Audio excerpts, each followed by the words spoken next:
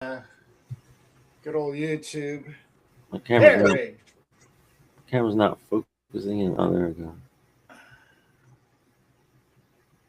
That's purdy. That's very purdy. Uh-huh. All right.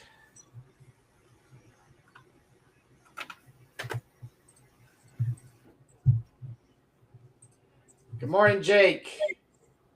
Good morning, Kurt. And hello to everybody out there. Welcome to another episode of Making Turbo Pit Fighter. Every Sunday, 10 a.m. Eastern, we're live on YouTube. We're actually a little early today. A whole hour.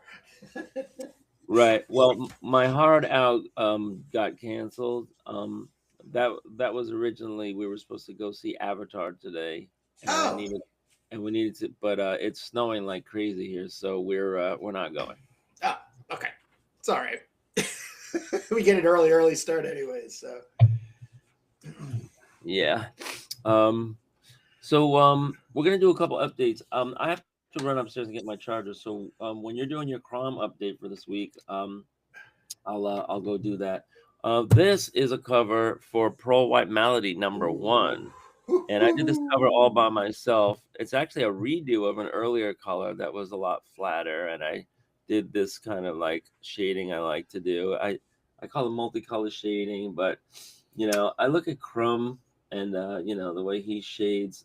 I'm reading his biography now, so that's an inspiration. Also, the Road Warrior. Kurt is showing Turbo Pit Fighter teaser #2, the second printing, so 2A, but anybody could order that, and there's also a digital PDF you could order. Kurt, why don't you talk about that and then go into your Crom update? Yes, sir. And yes, you can still get a hold of these copies of our Crom Teaser Open Edition on cromthebarbarian.com and kurtbruegel.com. Just so everybody knows, this will go away because Jake and I last week have agreed that we're going to put all 18 pages into the upcoming Doom Mags #1. So, and I know we have some other updates on Doom Mag #1, which is probably going to be going from like a 32 page to a 56 page. So pretty exciting news. But if you want to get a hold of a nice little sweet artifact that'll be worth hundreds of thousands 10 years from now, please go ahead and grab them. As Jake said, you can get my first Crom anthology #1 over at cromthebarbarian.com. Woo! Look at that. It's like double vision, baby. I'm right now in open call for collaborations and contributions till the end of February, which is only a marker for Crom Anthology #2. Anything that kind of comes in and around after that just goes towards Crom #3.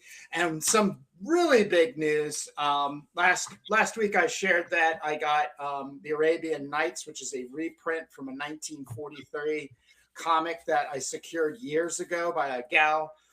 One of the first ladies of comics here, Lillian Chesney. Bought this for $17. Over 10 years ago, hoping to kind of reprint some stuff, but finally went ahead and did a nice, sweet reprint for her. This is available on cromthebarbarian.com. It's also available on Amazon, as well as my original 2018. This is a nice 6x9 digest, has the sweet first 4 stories, full color of Crom the Barbarian. And then I had my first 4 stories that were all just done in black ballpoint pen, which is like 2015-16. I worked on these 4 stories. You did it Mao's style. Yeah. So this is really exciting because if you're a Amazon Prime member, you get this anywhere in the world, free shipping. They are retailing right now at $15.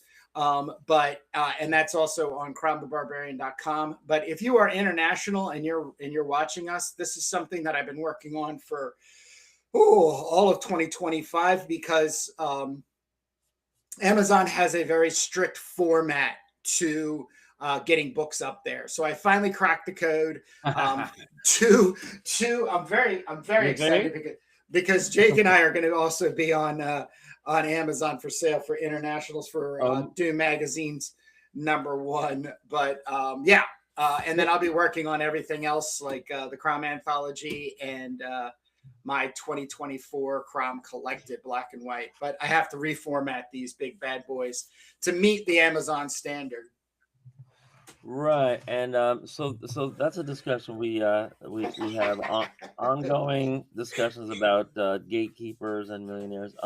I did before I forget, I did hear on my my AI update that Amazon is testing out new AI for its devices, and so a lot of people have like an Alexa speaker. My daughter has one upstairs. And they have this whole new AI that's going to be available on the speakers, and they're starting it out with Amazon Prime members. So not only can you get a little hasty shipment of comics, but you could also sign up to be the guinea pigs for Jeff Bezos' grand experiment in AI, which involves a lot of data mining, obviously. And I don't subscribe to everything that he does, but the technology is here, and it is super convenient to order things on Amazon, that's for sure. So another thing I wanted to ask you again, because I wrote it down on a scrap of paper and lost it, but what was the name of that? I think you mentioned a female public domain character that was like a barbarian character or something, and it was also a female creator, and I jotted down the name of it. I think it started with a J, but maybe you could refresh me. Okay, so not in the public domain, so let's keep that square. Not in the public domain. It's Jorel of Jory, JIREL of JOIREY, by CL Moore. Okay, wait. And so it's what? Jorel? It's GIREL of Jory. GIR. I'm sorry, J. I'm sorry, J. Oh, J. Yeah, that sounds familiar. JIREL of Jory. JORIE. EYIE. Yeah, something like that. Joy. GOI. No, JOIREY. So, all right, and so this was sequential pages, or this was just prose? No. What was this? Pulp prose from Weird Tales. Pulp prose from Weird Tales, and what year? 1936. So that'll be a public domain in 6 years. Yeah, but they have there's an estate around CL Moore, and they are really excellent at keeping the work in print. Once again, not speaking to any legality here. Jirel of Jory is not in the public domain. There is this weird loophole that you have to navigate, like with the consent of the estate whenever you're doing this, is even when something falls out of copyright, there's still aspects of things in copyright, because when they're reprinting to keep things in copyright, they're adding things, they're putting stuff in there, they're changing things up, and so that becomes new to that copyright. So the public domain kind of figure of the character is one thing, but then the content itself is another. So be very aware of that, people. Right, and from the legal advice that I'm confident of. You can use the stuff right now that's 1930 and before. Yeah, People can use it. You can use the names, and you can make your own version of it, like a horror movie out of Winnie the Pooh. But you got to be what Kurt is advising is be careful about anything that was written or developed after 1930 because correct. then you could be impinging.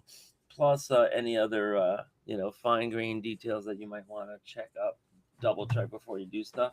But I think it's a pretty exciting idea for artists and creators who don't necessarily have their own characters, don't have their own scripts, have their own writing, to be able to fish around and try to find something that you like to do, and maybe you can find something that was lost along the highway of intellectual property, and nobody will ever hear about it again unless somebody else picks it up and does something with it. And that I think is the point of the public domain law, so that all of these little things can come back and be used for another generation, even if the most popular characters are kind of like overdone. Like in a couple of years, we're going to be seeing a lot of other characters go public domain, whatever was created in the 30s, and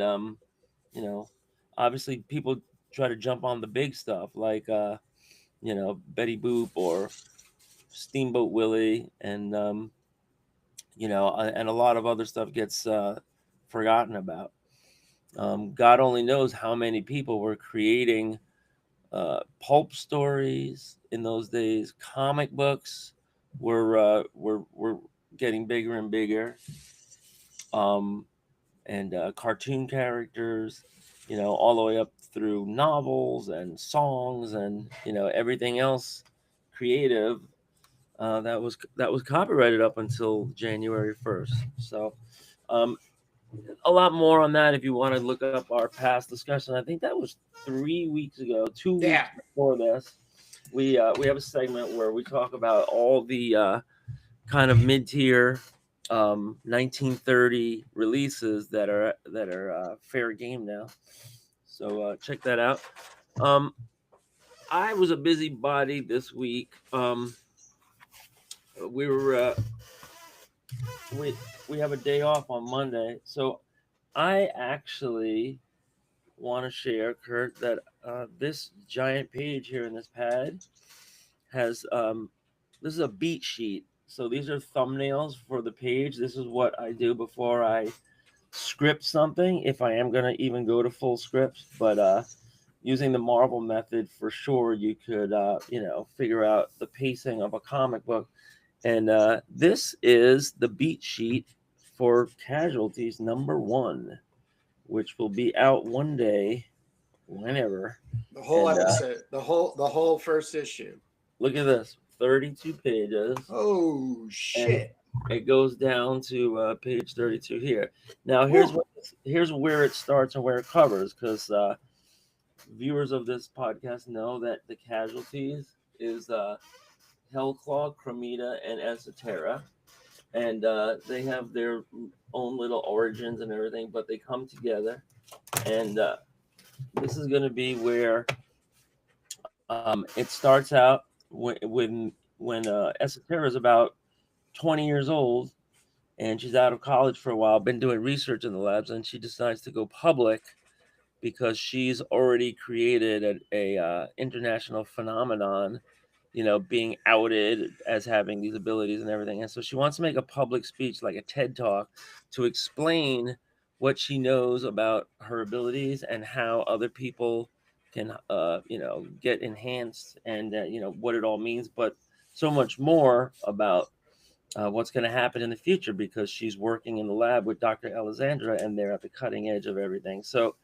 just a quick page here where Dr. E is against her going public, and she's like smashing all the test tubes in the lab and slamming the door on the way out.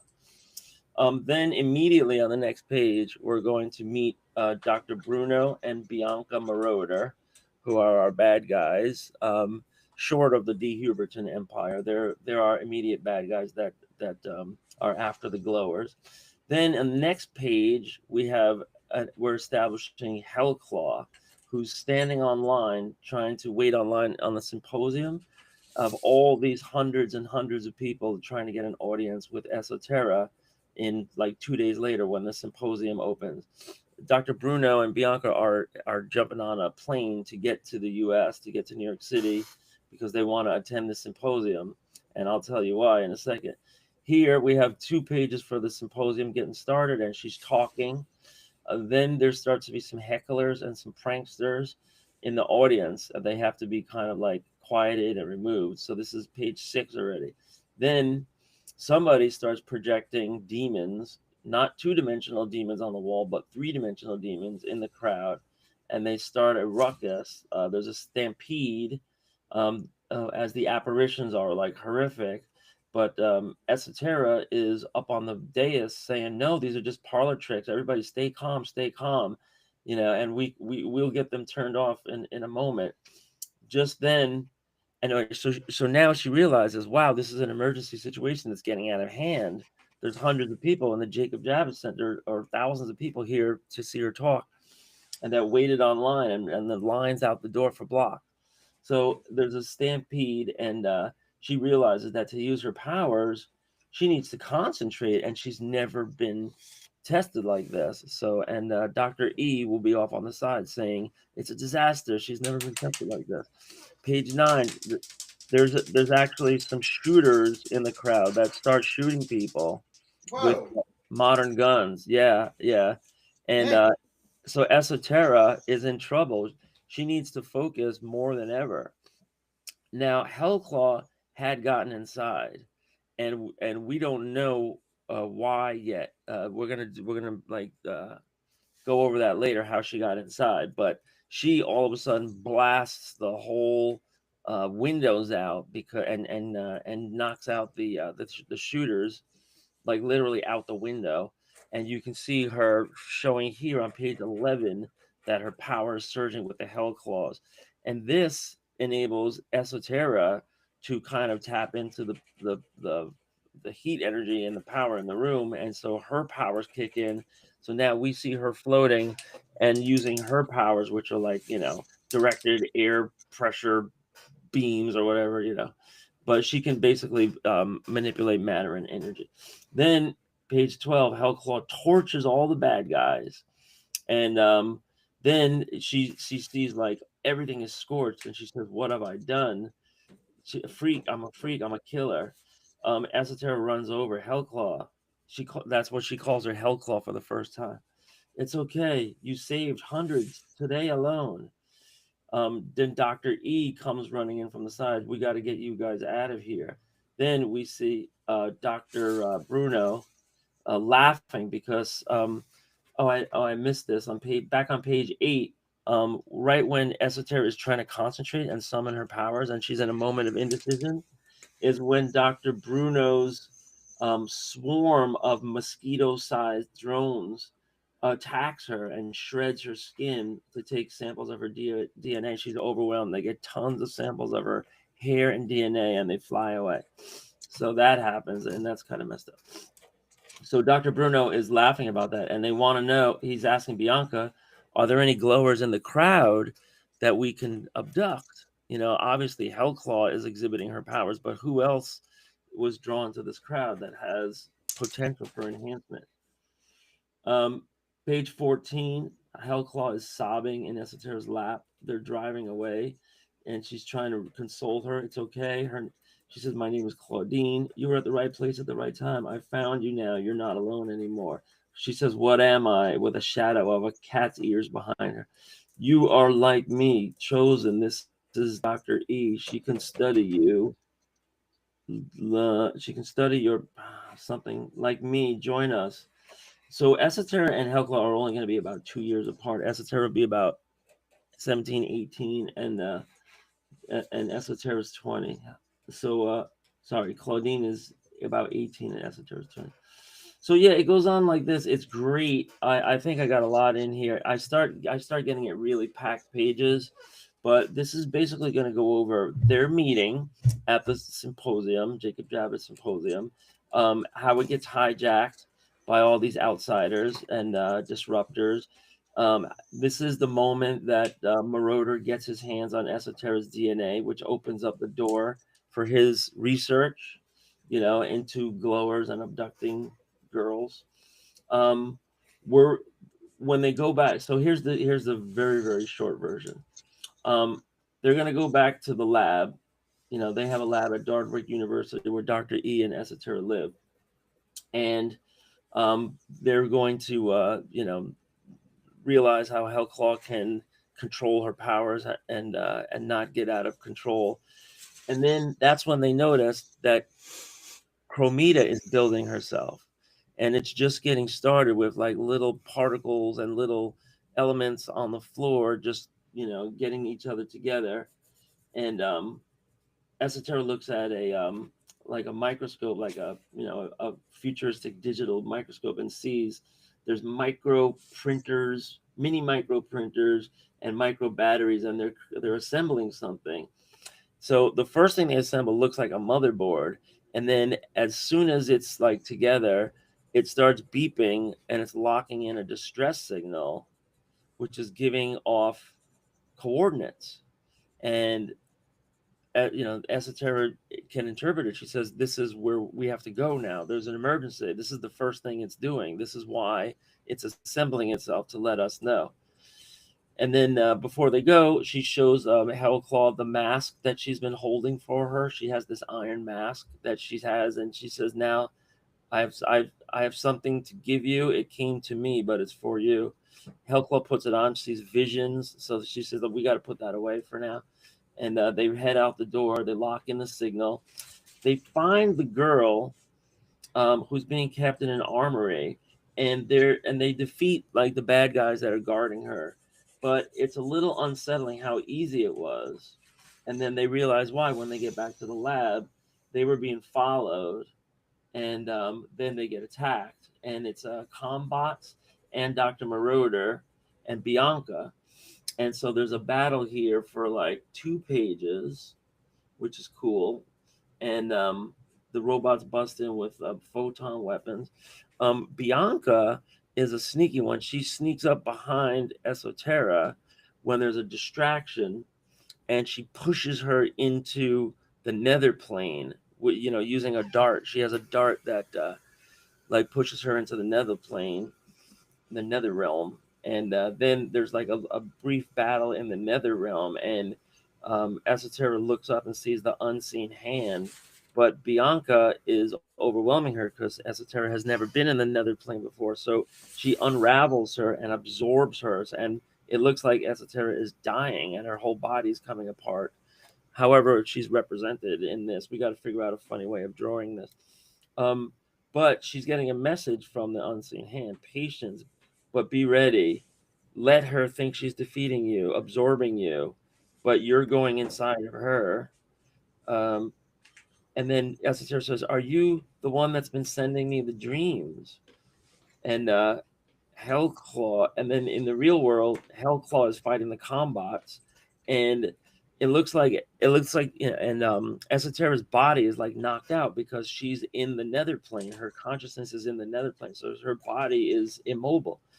So it looks really bad, and all of a sudden, that's when Chromita is assembled only to her hands, but she's shooting blasts, and she's opening jars of selenium and beryllium and all these elements to try to get them exposed in the air. And she's able to shoot the threat away so that Hellclaw can get out of the containment unit. And Bianca in the nether plane is just then, we're on page 28 out of 32, about to deliver the death blow in the nether plane when all of a sudden it gets turned inside out, and Esoterra uses her energy in the nether plane to bust out of her like representational avatar, and then she comes back into the real world, um, and we see that Bianca will be banished from the nether plane temporarily by the unseen hand. So anyway, we have 2 pages here, page 29 and 30 for the climactic battle scene. Um, she defeats Bianca, and they're about to flee because they have more than we need. They have Esoterra's hair.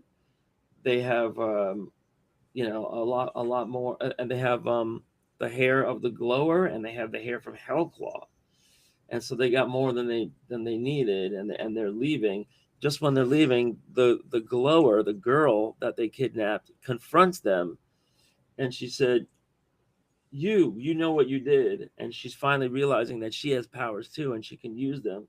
So she uses her projecting beams out of her hand to get the marauders, and they kind of like shoot them and like scar them a little bit. But he tells the combots to attack her. He's got a whole contingent of combots and transportation unit to get out of there, so they shoot her and kill her. So that's why we call this the casualties, because the glowers that are kidnapped are always the ones that get killed or that suffer. So second to last page, Hellclaw comes in and destroys the combots, but the marauders are riding away on air bikes. Um, the girl is lying there dead, and Hellclaw is defeating all the robots, saying, "You did this, you did this." The last page, we see Hellclaw, Esoterra, and Chromita, who is built now, and they're standing above a funeral pyre for the glower. They say, "We tried to contact her parents, but they had been killed in her abduction. Her name was Missy Ibanez, age 15," I wrote. Maybe 15, 16, that's the age. And then Chromita is giving all this information. Her name is Missy Ibanez, age 15, no siblings. And they're marveling at Chromita. Chromita has incredible real-time info. She's amazing. And then Esoterra says, "Yes, sometimes too much, I think."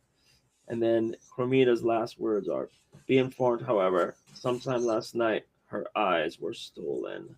Dot, dot, dot. And that alludes to the eye eater. So we have, but we don't know that yet.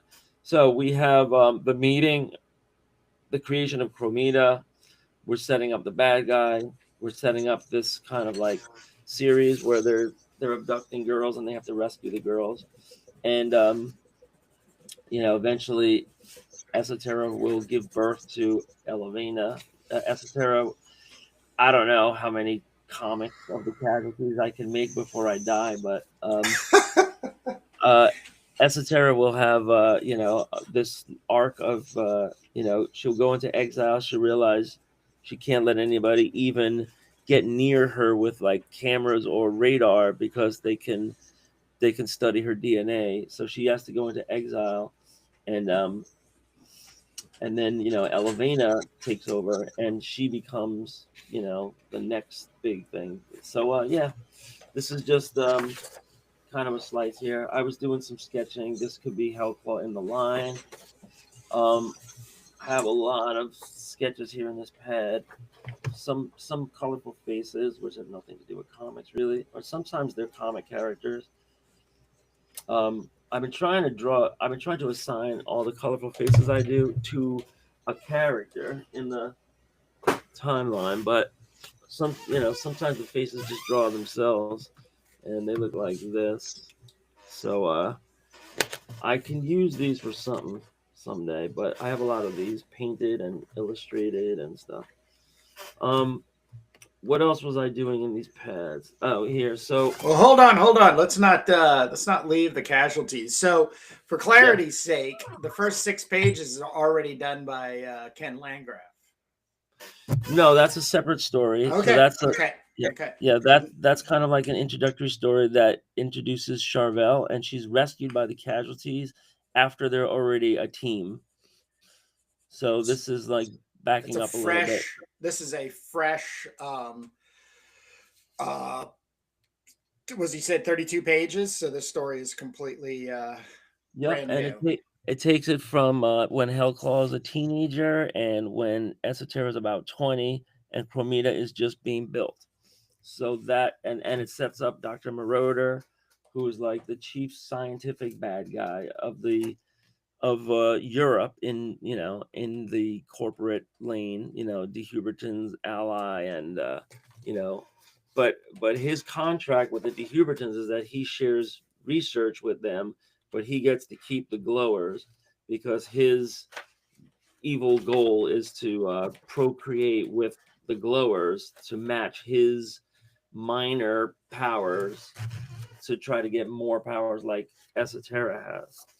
Like Esoterra is the most powerful, but Hellclaw comes along with this, huge power to control fire claws, and so she'll be studied. But there won't be too many humans in this world that have the ability to, let's say superhero level abilities. The Marauder, even Bruno Marauder can only make little flashes of like flame and energy.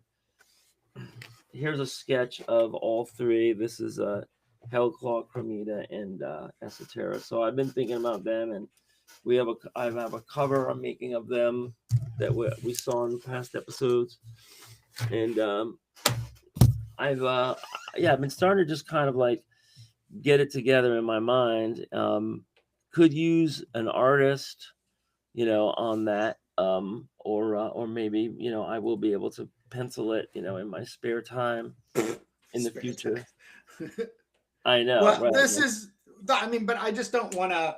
I don't want to cruise over the top of this because for our audience, like this is where the magic starts. Like that piece of paper in its 36 blocks, penciled out, and then you making these scribbles. That's pretty much like not only the idea, but the conception of an entire story. Yeah, a 32-page comic, right? And you have Right. to start it somewhere, Right. and you have to end it somewhere. So it's it's a very long timeline that I've written out in prose, and that lives on hellclaw.com. If anybody likes reading sci-fi, I know not too many people like reading, but um, not as many people like reading. Some do, but it's there in more or less kind of like notes converted into readable installments, and then we threw a couple of illustrations in there. So it is like presentable for public consumption, but it's really just the foundation for the comic world, the comic sequences and whatever else, writing I'll add to it, as the ideas come. But I always wanted to make a kind of like a superhero-ish team like the Defenders, or because I always like the Defenders better than the Avengers, and I thought of my own characters over the years: Esoterra, Hellclaw, Chromita, and when I called Kurt, and I was like, "Hey, let's make some comics." Kurt was like, "Well, we gotta do Turbo because Turbo's all penciled, right? So that's Yeah. like the incredible head start." And I said, "Well, there's got to be a way to bring these worlds together." So, Esoterra will be the mother of Elevena, who does appear as a important scientist in the Turbo world. She'll still be alive. She'll be in her 40s or 50s, but this all this casualty stuff will have to be like, you know, 30 or 40 years before all that. And then there's no more superheroes by the time Turbo's around. It's just glowers who are, a little more resistant to radiation after the mega apocalypse. Yeah, and I have to also say to anybody who's interested in going back in time to our episodes, I can't really speak to exactly where. I think I had made notes in like the titles. That's why I try to actually use the entire 100 characters in our titles because I try to like tag them with important character names and stuff. But you can go back. I'm thinking probably around episode 30 ish, where this is where Jake is cycling in the casualties, and not only that, but like a lot of other material that has been, Oh yeah, the whole world. right, Yeah, the the whole unseen. world. So our mission here is to work side by side on the same comic book, and then archive our creative pursuit here. And I think this is a really important time right here on episode 191. That if you go back to 30, around there, you'll start hearing these kinds of like, oh, Kurt, I just dug up this in my pad. Oh, Kurt, I have these things. You remember the Casualties, Kurt? Oh, like, well, not really, but okay, this is it, and then this formulate, this getting the characters woven into, what we deem the end of the world timeline, which Turbo is basically at the end of the timeline for what we have structured already, right? Right. So right. We don't go farther than adult Turbo so far. Right. So far. So this is really exciting. And yeah, man, it's always great because like even me, you and I sitting at conventions back in the late 90s, and this was kind of like one half of our time just waiting for people to come by and check out our comics, buy them, maybe get a commission from us, or even pick up work from people. Would really be you and I, you majority wise. I'm not going to try to hold a candle to your light. Is story ideas, and I remember, hazily, hey, I got this idea for this like female pit fighter, blah blah blah. That kind. Here's a sketch, and it'd be like, oh, hey, that's cool, Jake. Yeah, let's do something, And things went on, and then it brought us to a fork in the road at the beginning of the 2000s, and then here we are. So some history really being kept together here in flow. Yeah, and Kurt has this amazing button he presses sometimes where he can look at one of our old episodes and generate a transcript. And the transcript has everything Kurt and I said in text searchable with time markers of when we said it.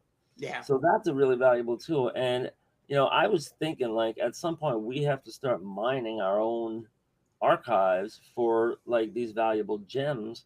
And, I don't know if it's possible to search, like you would have to make a transcript out of every episode to be able No, to you can do it. You can do it on ChatGPT and Gemini. They're called projects. I know ChatGPT is projects. I would block the projects though for like the first 10 episodes. And then what it does is it allows you to create a database of information that you talk to. So you can then say, hey, name all of the characters we talk about and the episodes and the point of where in the episode we discuss that character. I mean, you can very much dig down into it. And it's just the YouTube video. So it's just the videos. So if you can, so I'm willing to do a little bit of the legwork to like find some threads that we've talked about, like maybe like every time I've talked about esoteric, just for example, if you can like point me to the the prompt where all I got to do is put in keywords and I could search that in all those transcripts, I'm happy to do it and then start like well, you have ChatGPT, right? Yeah. So I would want. Are you paying the $20 a month? No. Okay, that might be the problem. That might be why you can't see it. Because it's over. It's active on ChatGPT right now. Like let me just double check myself because it moves. They have So on the left hand side you should see projects, new chats, search chats, images, apps, codecs. Share your screen. Let's see. Well, here I can just I'll just do it on my phone. I hate sharing on the screen because it always glitches out. Riverside. Yeah. Whatever.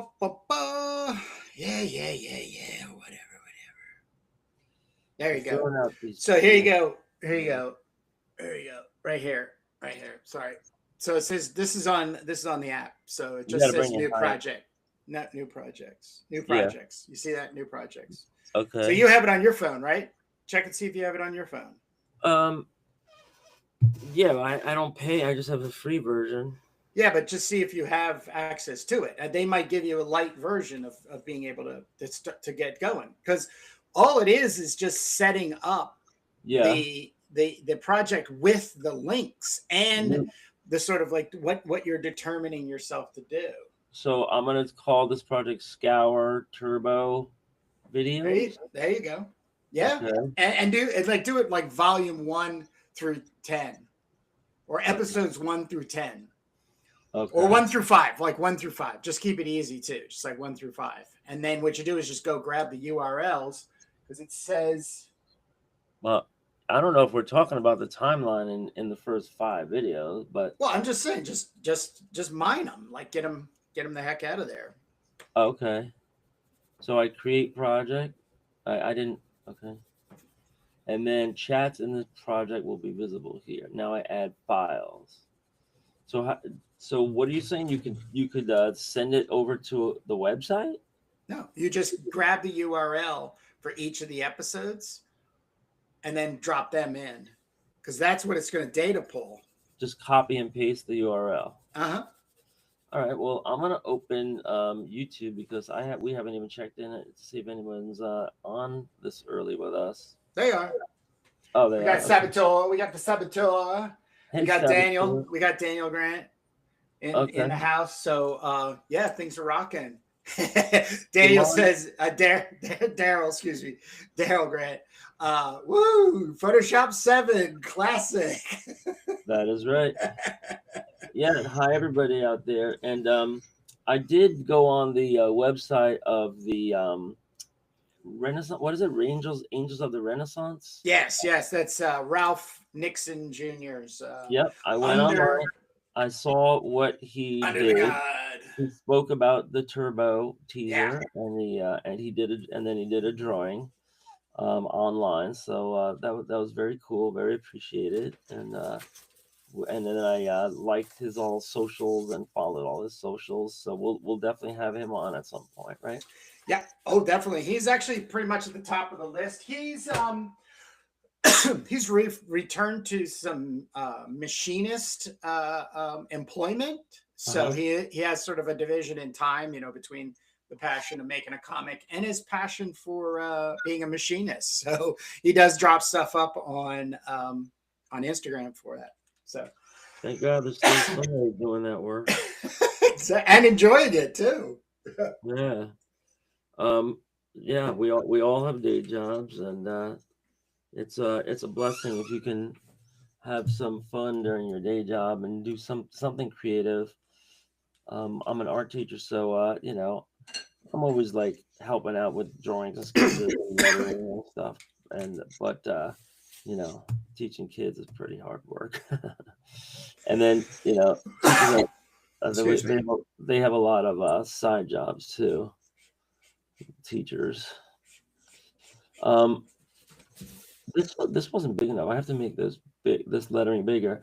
So I can go to the Turbo I guess channel, go to binge all episodes, and copy the first episode, see what's in there, and then put it in this ChatGPT product, and then I could tell it to find any instance of a keyword. Character, or anything. You're chatting with it. Excuse me. You're now chatting with the content that's in that. Excuse me. I gotta mute myself here. I got a little choked. You got to hit the mucus button there, pal. Yeah. So this thing keeps opening at low res. I got to make this a much higher res. I'm on page 4 of the Ken Landgraf. So here, I see the problem. This needs to be 1117 at 400. Now I'll rasterize, and it'll open up the word balloons. This will take a little bit longer. Hey, just a warning. We got Alex Turbin jumping on at 10 o'clock to share one of these days I'm going to get everything right here in front of me. God damn it. Where is it? Oh, now I got to check. So he's going to be coming in to share about Morgrim, his Kickstarter, which did hit 500, by the way. $500 or 500 people? $500. Okay. Nice. And you remember what he was going to do when he hit the 500, right? He said he'd do a plaster cast resin thing of Yeah. Okay. Damn it, I can't find my copy. This is crazy. Nope, I got it. I have my teaser copy here. So that's some fantastic news, and of course we're going to be finding out more because I think he has like 10 days left on the campaign. But he also just wanted to check in with us on. This is actually one of my favorite pages right here. On the Duke. So. Right. 10 o'clock. So yeah, he'll be here, and we could also ask him what else is going on. He reached out to me, and he was asking me, like, I think he might have been watching an episode where we were talking tech, like talking the future of robots and drones and AI and automation and stuff. And he asked me an interesting question about maybe doing some writing. I think he wants to. I'm not going to spoil anything in case he wants to say it himself. But when he comes on, we were talking about what he's up to. So cool. Throwing around some ideas. Alex is always up to something. Yeah, he's a busy guy, and we all. He makes me feel lazy. Right, I know. Well, he's Mr. Prolific. That's what I always call him. All right, so what I just did on my side of the screen is I have the Ken Landgraf finished, inked, and toned 6-pager, and I'm on page 4 of placing in the word balloons, but we're not happy to have this word balloon font, so we have our own word balloon font, and what I'm going to do is I'm going to drag the lettering that Kurt created on page 1 and 2 over here so that I can copy the letters and one by one place the letters in so that we have much better lettering than the computer font. So I just kind of copy and paste this and put this on a new layer here. I think this was, and this is high res enough, but I'm going to make this, I'm going to label the layer here. So this is Kurt letters, Kurt and Jake, because I fixed up all the letters that are like jumping around like jumping beans. We're going to move those underneath here. We're going to make them less opaque so that I know which is which.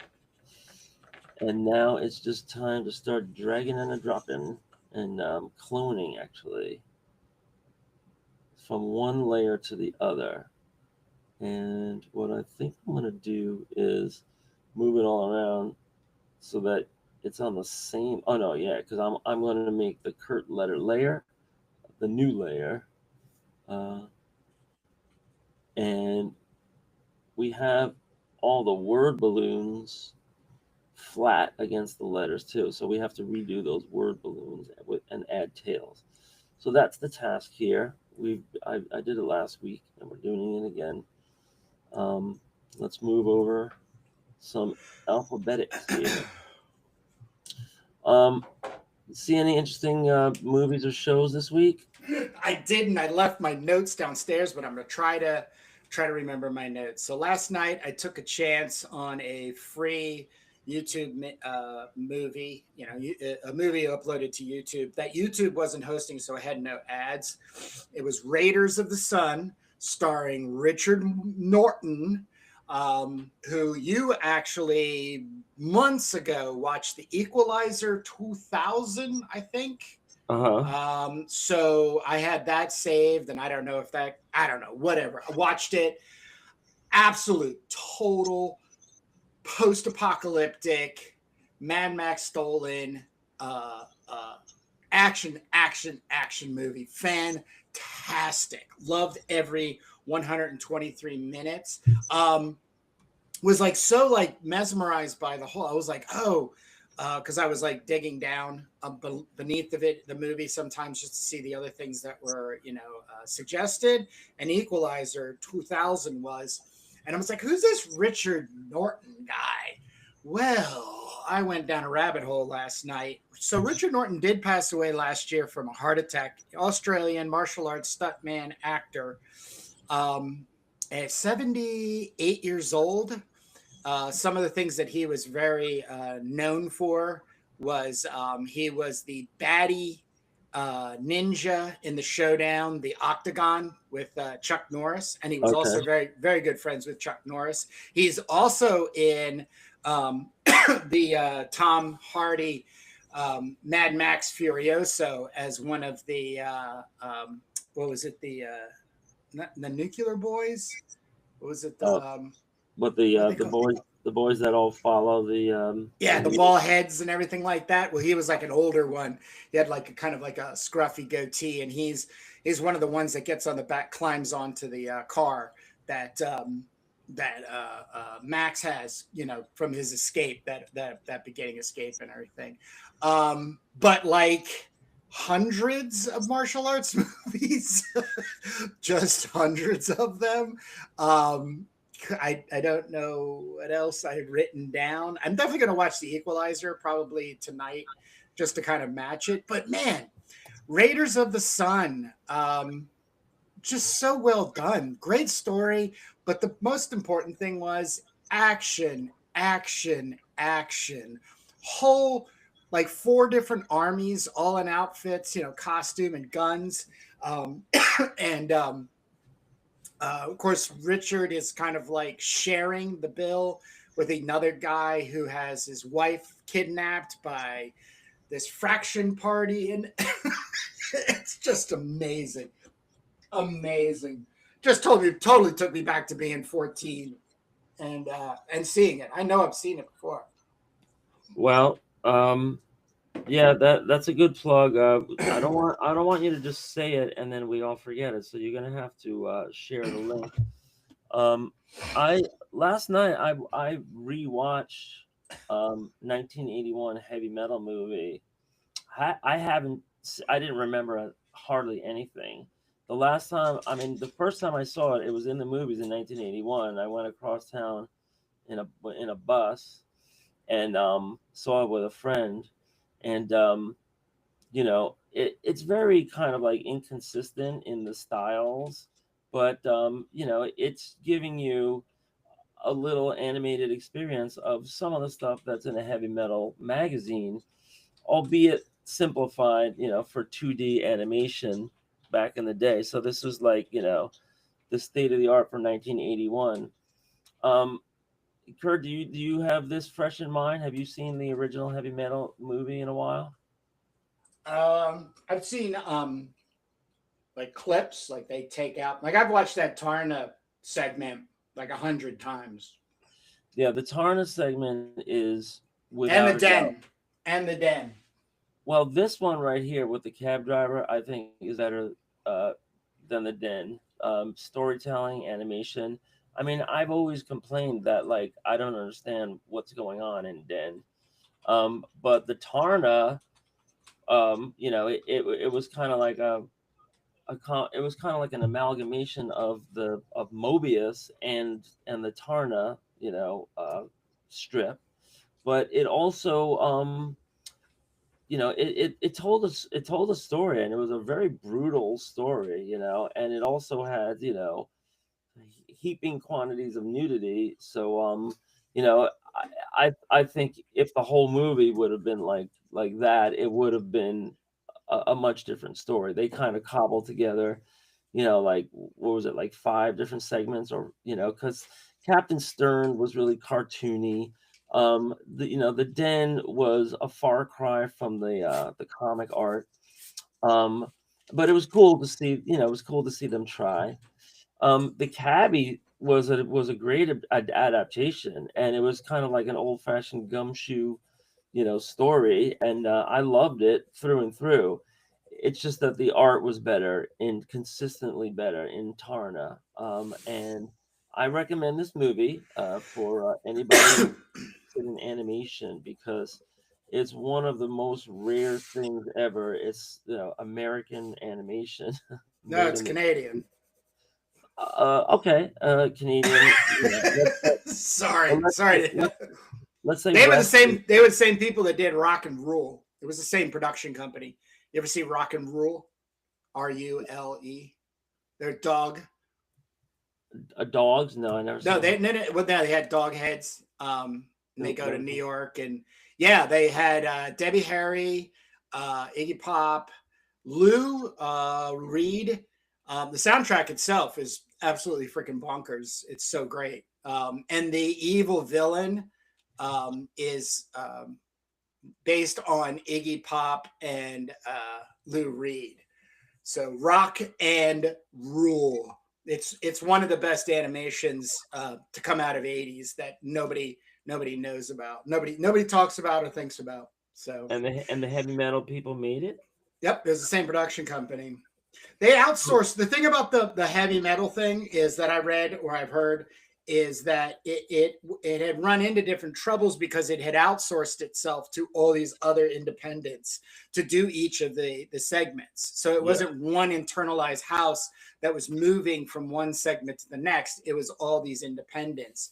And they had gotten, I believe it's before they do Rock and Rule, and then Rock and Rule was their entire in-house, and then it bombed in the theaters, and so then they disappeared as a production studio. So okay, well, Rock and Rule is on YouTube, the entire movie with the trailer, 1983. So this would have been after heavy metal. I noticed. excuse me. God damn it.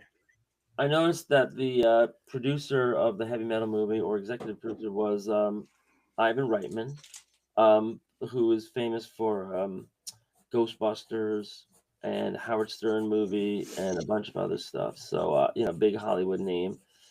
I think he died recently, but yeah, and it was kind of an anomaly, I guess, for him to make a heavy metal movie adapting the magazine into an animated feature, but that the very existence of the heavy metal movie is an anomaly, and Right. that's why I'm saying there's very few examples. There was a movie called Allegro Non Troppo, which was, I think, a European animation movie. It was trying to update Fantasia, and it had a bunch of animated kind of interstitials like that. But heavy metal, it missed a lot of marks, but it hit a lot of marks. And at the time, I remember I was just like gaga about the whole thing. And I was just in school. I was just a kid in school, and very influential. And you love to see the ambition of the producers, trying to branch out. And it was, it was like a forerunner of things to come. Maybe things that never did come, right? Like, where are all the 2D animated sci-fi movies that came after it? You have to wonder why they're so rare. Yeah. And Hey, we got Alex. We got Alex in the green room. I wanna get him in here. Sure, bring him up. We could ask him his views since we just brought it up. What's going on? Let him Technical in. difficulties. Let him in. Here he is. Hey, there you are. Hey, You want me to flip? Yeah, Want me you're to flip? sideways. Yeah, I would always want you to flip. Okay. Perfect, Alex. Perfect. Where am I? Where am I?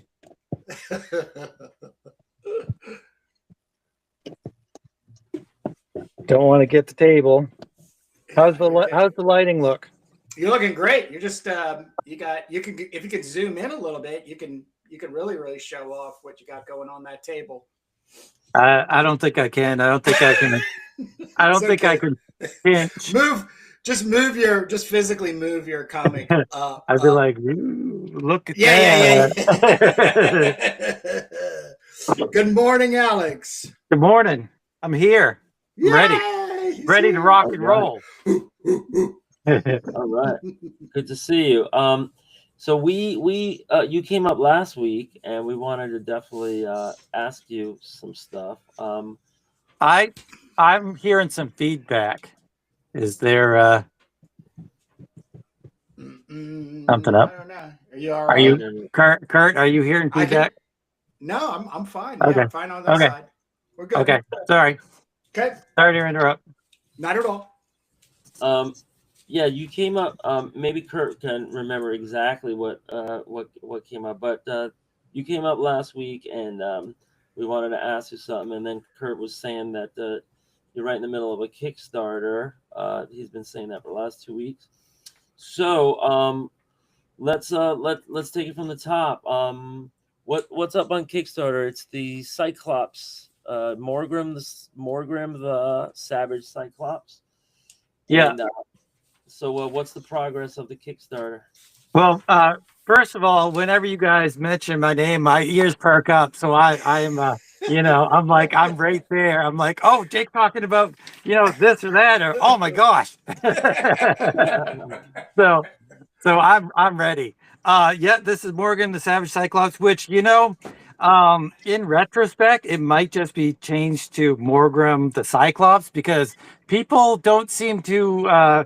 I thought I was being so clever by having the Savage Cyclops, even though they're not spelled the same. They, have that S, going for them, that S sound. But apparently, Savage Cyclops is not something that's going to stay around because people just don't seem to wrap their heads around it. Really? I totally get it. You get it? Yeah. Taylor. I mean, you're going after Hollywood. Remember Rip Taylor from the Hollywood Squares? You Savage Cyclops. That's dating yourself, Jake. That's dating yourself there. I remember it too. Hollywood Squares. What a great show. No, not really a great show. But anyway, yeah, I think I might change the Savage Cyclops just to Cyclops because it's been multiple people that have had a hard time doing the Savage Cyclops part. And so I want it to be as streamlined as I can possibly be. So yeah, I'm on Kickstarter right now, and there's like 10 more days, something like that, to go. Yeah. And I've reached my my goal. My original goal was $300. But then, as I said on my other videos, and you guys were talking about, I'm going to make these busts for everybody if I hit $500, which I did. So everybody is going to get a resin bust. And the biggest thing about hitting $500 to make the resin bust is that resin is really pretty expensive. And I had some, and I messed it up for some stupid reason because I'm an idiot. But so I needed some more resin, and that's really the biggest reason why I needed to really try to get that $500 to get everybody a bust. And it's one of the better things I think that I've made so far as sculpting goes. Oh, So, I love your sculptures. Anything you thank do you. sculpting wise, I Okay. absolutely. It just so it's so captivating. Now I remember what the question was that came up because Kurt was talking about your thing, and he was talking about your stretch goal and how you had to reach it. All right. So is this something that people should be jumping on right now because you're basically giving away for less, a little bit less? I mean, this is an incredible deal that you can order a comic and get a resin bust. This is only for the first people that are grandfathered in. No, it's for everybody. But I mean, whether or not it's a great deal, I mean, it is. I think it is a pretty good deal, especially because I think I'm actually a better sculptor than I am a comic book artist. But I mean, it's a good deal, but it's not like if somebody donates $10 or pledges $10 or whatever for a comic book. I mean, is that a great deal? I don't know. I mean, I always look at selling comic books for the lowest price I possibly can. I mean, you probably remember I sell my random accesses, or I used to, for like $1.99. That's what I started selling for, and I could do that because I print them myself. But so I try to price things as low as I can, because I kind of think that that's part of the whole appeal of comic books, and the art for the general man, and kind of thing. So yes, it is a good deal, but is it? It's not too good a deal. Like, I don't have to ship these off somewhere to be made. I'm going to make them myself. Yeah, I mean, if you're ordering the comic and you get the resin buster free, it's cool, because Yeah. this is a real life independent creator making some art, and it's a chance for somebody to get something at a pretty low entry cost. What are the other tiers that you're offering above just the basic buying a print comic? I have this tier, which is you get a poster of the cover, which this is some of that. Remember, I sent you that whole buttload of different papers and stuff. This is the paper I was talking about, where it's glossy on one side, and it's I don't know what you would call it, like a matte something. Is matte not glossy? Is that what that is? Yep. Yes. Yeah. So it's like a matte on one side and it's glossy on the other. But this actually isn't super glossy, so the ink actually adheres to it pretty good. So there's this tier where you get a poster along with the comic book, because it starts at PDF of the comic, and then it goes to the comic book, and then it goes to the comic and the poster, and then it goes to the comic, the poster, and the well, I guess everybody's going to be getting one of these. So thank you to the people that went to the highest tier. But I also have a new thing too, which I don't really know what to do with, because I have newsprint that I've printed the Morgram on, and I don't know whether I should ask people if they want the because I have the newsprint, and then I have a glossy, and then I have a non-glossy paper, which I wasn't going to use the non-glossy. But I was going to, so I don't know what to do with the newsprint version. Like, I don't think that should be another tier. Like, get to $600, you can get a newsprint version. You can do that in your survey at the end, when you have to collect everybody's address and everything, when the Kickstarter's all done. You can put in all of your questions that you can say. You could say, would you like your comic printed in newsprint or on matte, or gold plated, or however. Right. You just be, when you get to the end, and then you get to the survey, just like really take a day, a good solid 24 hours, write on a piece of paper. Because when I did them in the past, I always felt like, oh man, I could have asked this, because you can ask questions, and just it's a really good. That's probably in my opinion the best part about a Kickstarter, is that survey fulfillment time period, where you can really tap into why somebody got a hold of, why somebody pledged, and how they connected and all that kind of stuff. So get your survey helmet on. I'm probably going to send everybody one of each, one glossy and one newsprint, just because that's how I roll. But also because the newsprint, like I'm going to print these out myself, and the newsprint has a chance of being slightly crooked, because I actually hand cut the newsprint myself. Whereas the regular white or the regular glossy is just regular paper, so I could just feed it in and stuff. So I don't know. I'll probably end up giving everybody a regular glossy, a regular newsprint, and all of the stuff that we've been talking about. Yeah. So so that's the prognosis so far. Great. So that's going on regularly. Kurt and I have been working on your 11 pager furiously as well, because we just need the word balloons and then the zine pages, and then we can start going to press. So we're getting there. One last thing is, this is not a stretch goal. It was just happened by happenstance. Is that somebody got Ken Landgraf to draw Morgrim, the Oh Savage yeah. Cyclops, which I'm super, super excited about.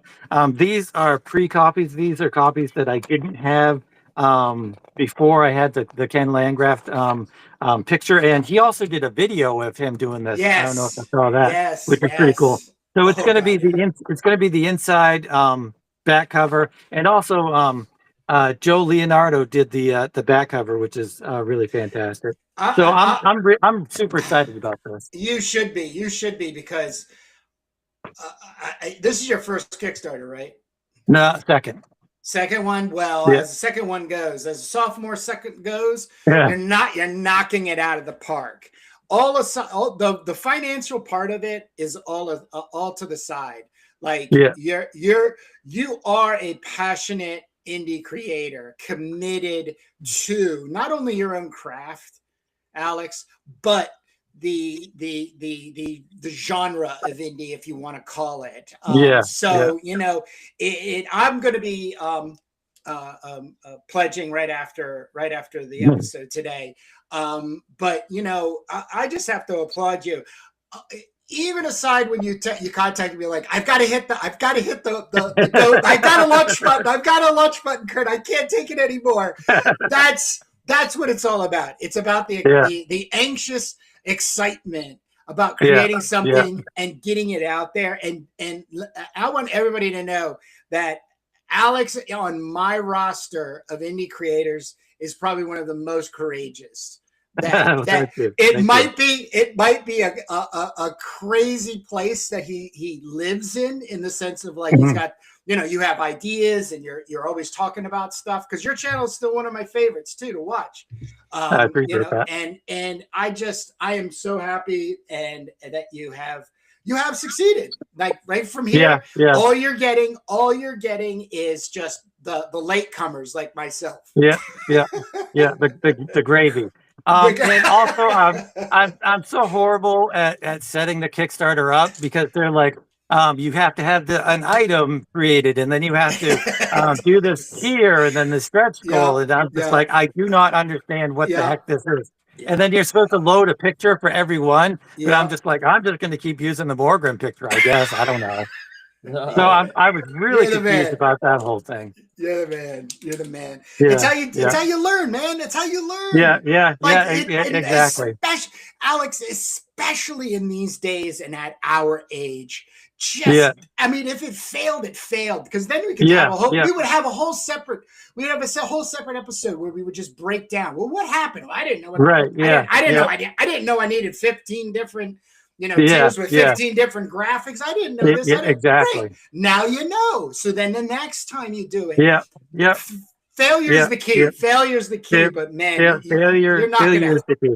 And also you're talking about when I was telling you, like I had to hit the button. Yeah. I don't know if you saw the interview I had with Daniel Moeller, and we were talking about that, where it's just such an emotional roller coaster.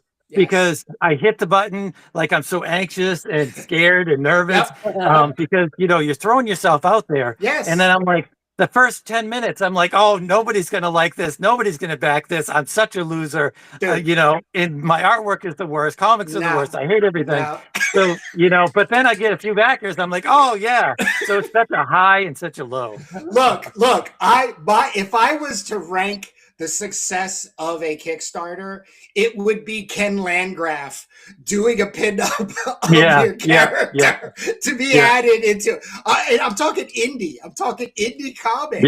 And a shout out to Kirk Oldford for making Kirk. Kirk is like he's done a couple of projects with Ken. I have one. It's The Butcher. And I think anyhow. And I think he's going to be at IC3. So if he hears this or whatever, he's definitely going on the top of my list to meet. Just for being also a hardcore Ken Landgraf fan. So thank you definitely, Kirk, for getting that. That was fantastic, for sure. So congratulations. That's all I got. That's all I got to say. So we want to talk about the Duke. Heck yeah. Yeah, well, yeah, the 11 pager brings the Duke into the tunnels, and he's attacking the fortress of the Huberton family. I have some real questions and some stuff. You have concerns? Do you have Not concerns?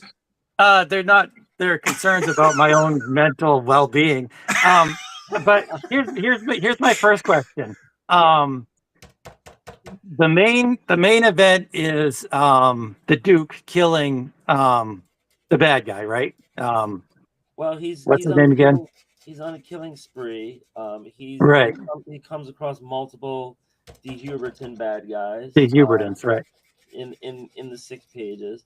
right, Um, and he definitely kills like some one old timer. I think we might even have another old timer. right, Like instead of being 150 years old, he's only like 111 years old. right, right. But So yeah, so here's my big question. Why is this distraction at the end? well, that's because the drone smith was killed, and it was programmed to get triggered if he doesn't hit a reset button every once in a while. But And don't you think if it was a distraction, like you're using this distraction to distract from the Duke entering the complex, right? So yeah. don't you think that should be in the beginning? No, it's only because it's as necessary, and the Oh, it has. tougher things get inside the tunnels, the more they need the distraction because it's attacking the dehuberton headquarters, and that's going to take a lot of their resources to deal with that. Yeah. And also we don't show any of this, but in dialogue, we're going to learn that there's major attacks being taking place on U.S. cities on dehuberton All right. held territories from motorcycle gangs and resistance gangs, and those are Tuesday attacks because it'll be a Tuesday. So Okay. So it's as much a distraction from that as from the Duke. So the Duke is kind of a distraction as well. yeah, well, he's definitely distracting from the fact that the real Duke, like he's trying to make people think that he's up in that robot automaton, Right. that gigantic thing. But in really he's in the tunnels, and nobody will know that he was in the tunnels and he killed some dehuberton principals until many years later. Right. Right. Yeah. So Well, this is the secret chronicles of the Duke, and we got him into quite a pickle by the end with this is the 6 pager. You told me where you want to start it, and I just wrote a script. But where does it start and end in the story of the Duke? And sorry, not a 6 pager, 11 pager.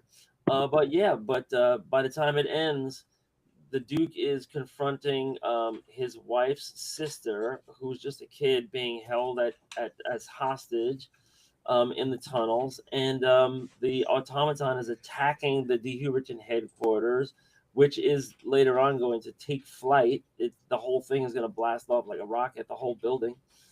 And the battles are just getting started. So and this is supposed to be the Duke's last roundup in this tunnel, and it's called the Secret Chronicles because nobody knows that he got himself down in there in the lair, so to speak. yeah. Yeah. So I've been thinking about the story, and I was thinking, well, I did my pages. I'll give it to these guys, and then we'll move on. And then I'm thinking about it, and I'm thinking about it. And as I've told you, it's the things that keep me up at night that I really want to work on and stuff. And it's almost like that Jack Nicholson scene in The Departed, where like it's a gnawing little rat that he's talking about the the guy, whatever he's talking about. And that's what it's like in the back of my head when I feel like something's could be done a little bit differently or better or whatever. How would you feel? Because we have the Duke and he sneaks in and then he talks to DeHuberton for a page and then shoots him. I feel like there should be a fight scene. Are you talking about adding pages? Yeah. Yes, he is, Jake. And so I wanted to know what you got, how you guys felt about like I know we talked about me doing my random access version and you guys doing Right. your version and stuff. And so I could totally add a couple pages and add it to my random access version, or if you wanted me to, because I think like I have that picture of the dehubertin and he's in that it's that half splash page there, and its legs are covered by like a blanket or something. Yeah. How would it be if instead of the Duke just blowing him away, how about the Huberton pulls the blanket away and he has like these cybernetic legs and they have like a fight scene. He has Gatling guns for two Or Gatling sort guns. and like I'm picturing it in my head where Oh all man. of those wires are like are attached to him stuff and they like they start snapping, and maybe he's enhanced with Whew. some sort of genetic mutation or whatever, so he could like turn evil looking or something, and they have a good old fight scene. I would say because of the schedule that we're on, and Here- we're trying to close out, to yeah, save all that energy for a fight scene in the next sequence, and we could just as easily create a new guy, maybe even older than this guy, that has right. exactly what we're But talking about. we're talking about the story now. I just feel like it doesn't it's anticlimactic is what I'm feeling, is that he just goes in, they talk about, they have one page, that one splash page of why D. Huberton is bad, and then the Duke just blows him in the head, and he's like supposed to kind of be the big bad guy, Yeah, right? well, you're absolutely right that the story moves very, very quick because he's getting in the middle of this family's lair and just shooting them, blowing them away. Right. Every one of these guys probably would have some sort of defense mechanism, but or maybe maybe they were really caught by surprise. They were comfortable in their own lair. Nobody had ever penetrated their Right. defenses. The guy says it in the dialogue. Right. Right.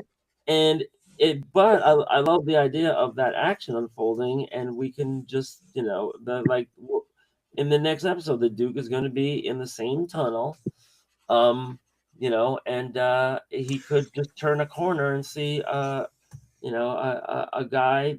I would make him old, even older than So that. if I can jump in and make this suggestion, I think one of the things we could also consider is cutting short the 11 pages at a to be continued, so then we can bring in what Alex is suggesting.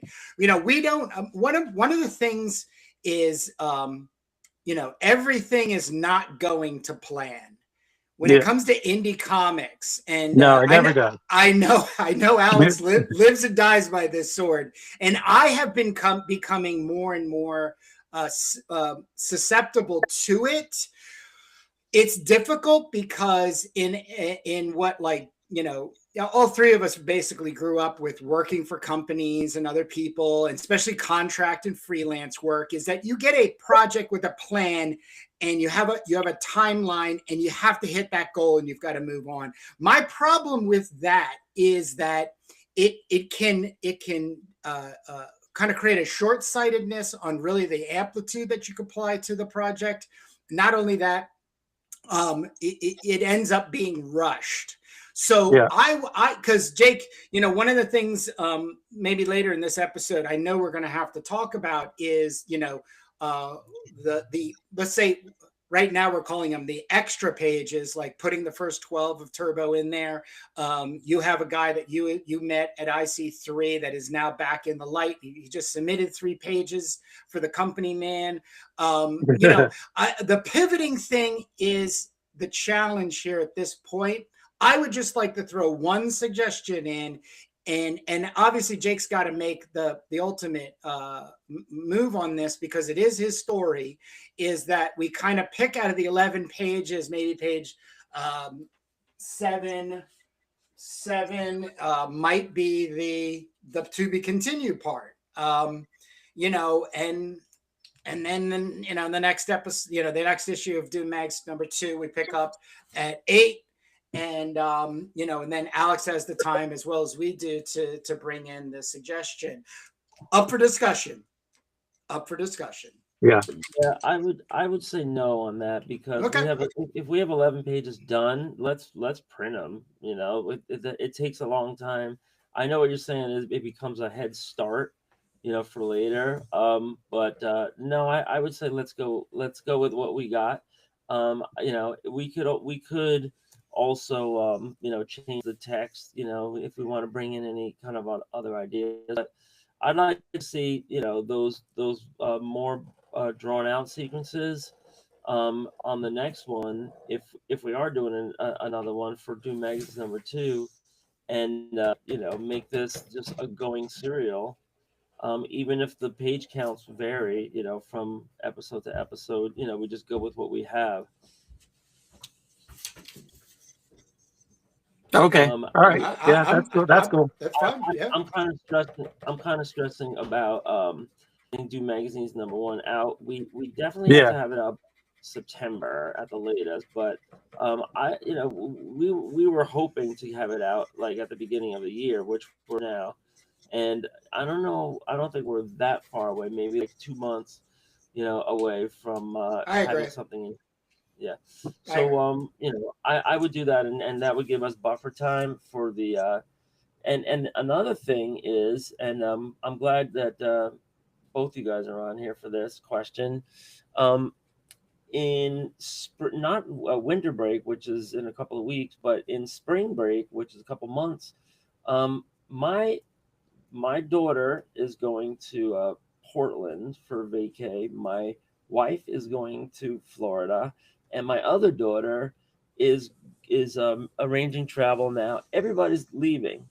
So now that the dog died, I'm like, well, where am I gonna go? Uh-oh. And so I'm thinking about stay with Alex. Stay with Alex. I'm thinking about like seeing a little chilly. If there's a con in April, I might do an overnight and go to a con, you know. Oh, that'd be cool. Yeah. Yeah. My wife was trying to talk me into going on this cruise because the Comic-Con cruise. No, that would be so awesome. That would be awesome. I just saw that yesterday. I'm like, is this a joke? And it's not. Oh, there really is a Comic-Con cruise. There is look it up. I'm looking it up. I'm going. I'm not saying anything else. Yeah. Other than Kevin Nolan will be there. Kevin Nolan. Oh, I love Kevin Nolan. That could be fun. What I had heard about, what my wife was actually trying to recommend was that I go on the it's called the Underground Garage Cruise, and it has like 25 bands, you know, Lil Stevens Underground Garage from Sirius XM channel, and some of the bands I follow, but most of the bands I don't. It's $1,500 for 4 days, leaves from Miami. So I'm like, I think I'd rather go to a Comic-Con. Yeah. So I'm gonna look at the calendar, and you know, even if I get on a plane or have to drive for a bunch, I'm thinking of just picking out a Comic-Con and tabling in April when I'm on spring break, because I have the whole week. And I don't have a sick dog anymore, you know, to worry about. You know, everybody in our family one person always had to be around, you know.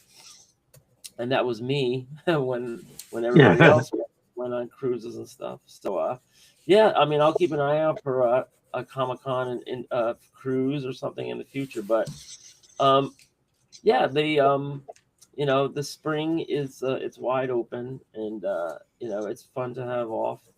We're also gonna, and then I'll also have summer off too. That's later on. We'll talk about that as we get closer. But you know, for now, off. You should be locked in a room drawing. That's what you should do for a week. I do a lot of drawing at Comic Cons. I mean, I really do. I like. Yeah. I just feel so inspired, And you literally have people like coming over, looking at your shoulder, looking over your shoulder, and I just like, you want to do your best if somebody's like looking at you draw, right? So, um, it's all inspiring. Plus, you're meeting people and you're looking at stuff. Like nothing is more invigorating to me when you're sitting down to draw than just pulling out like a cover like this, and just like, going right or this and just going right to like, the sweet spot of, what inspires you and what influences you. So, you Yeah. know, when you're at a Comic Con, it's like, an overwhelming version of that. And, it could be nice. Sometimes it's overwhelming, overbearing, commercialized, all. I get overwhelmed at stuff like that a Yeah. lot. Well, I'm a little of an extrovert sometimes. Yeah. So sometimes I go for that, and I'm also in acquisition mode. When looking through boxes and stuff. So if I go somewhere, like I'm just like throw a dart, like Indiana, whatever, wherever there's a con, I'll go and just see some new terrain. What are the days of your being off? What's the spring break for you? It's April, and I think the first week of April, I want to say. Let me see. I think I marked it in my calendar. If not, I'll have to go into my email. But they say it's hard to book flights for spring break because of that. It's like Yeah, it's that. more expensive. They start gouging people. There's got to be something in between you and Alex. And, make it easy on Alex, and then I'll make the effort to get to you, Jake, and then you and I can tag team up to somewhere, Massachusetts, upper state New York. Just give me the dates, and I'll try to like do some AI searching on something for 2026 because I want to do at least 3 shows. There's going to be one down in Maryland in the spring.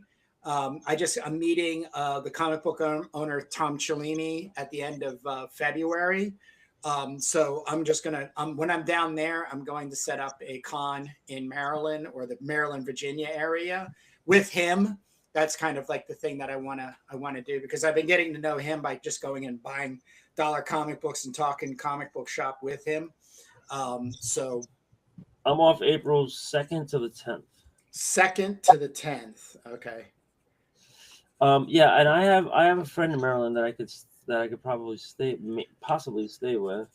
Matter of fact, I've been trying to be a go-between for 2 friends of mine who are in the autograph industry that need to make like a pretty significant deal, and I was going to be like kind of a driver for one of my friends, and help him bring stuff down to Maryland. So if the dates work on that, that's a possibility. Who knows?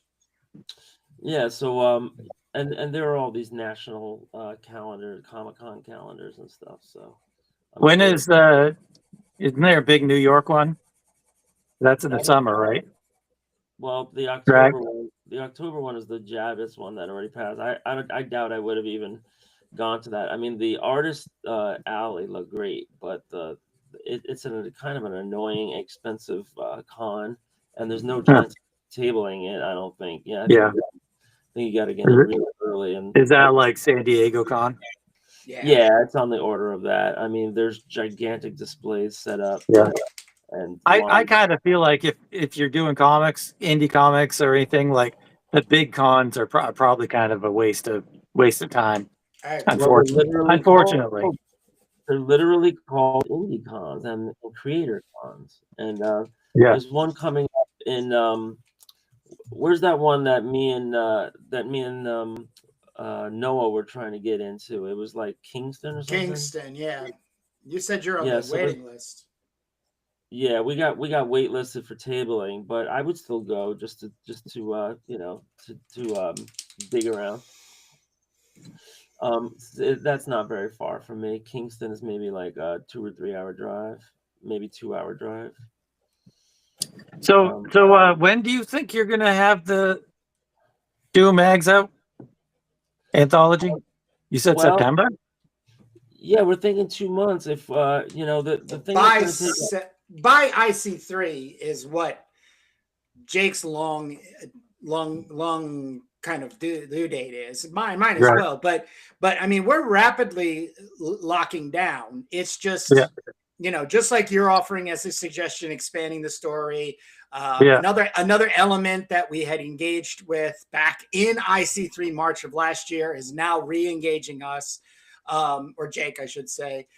So, it really just comes down to, I mean, Jake and I are probably 95% certain of what the final product will be, but it's only every Sunday for 3 hours. There's a whole world that exists for the other 6 days plus. So what about this other guy that's having pages? He like, Jake, you wrote him a script and he did them, or this was that guy that you lost track of, right? Yeah. So shout out to Sebastian. He's online. He has an Instagram. He's a good little artist. A young guy out of school. Young guy out of school. Kubert. He's a Cubic. Yeah, he went to the Kubert school, I think he mentioned, right? And he's got a pretty good like kind of a manga style, I would say, but it's also unique. And the pages he sent, I thought, were great. He left a lot of room for word balloons. I didn't compare it to the script yet, so I still got to do that.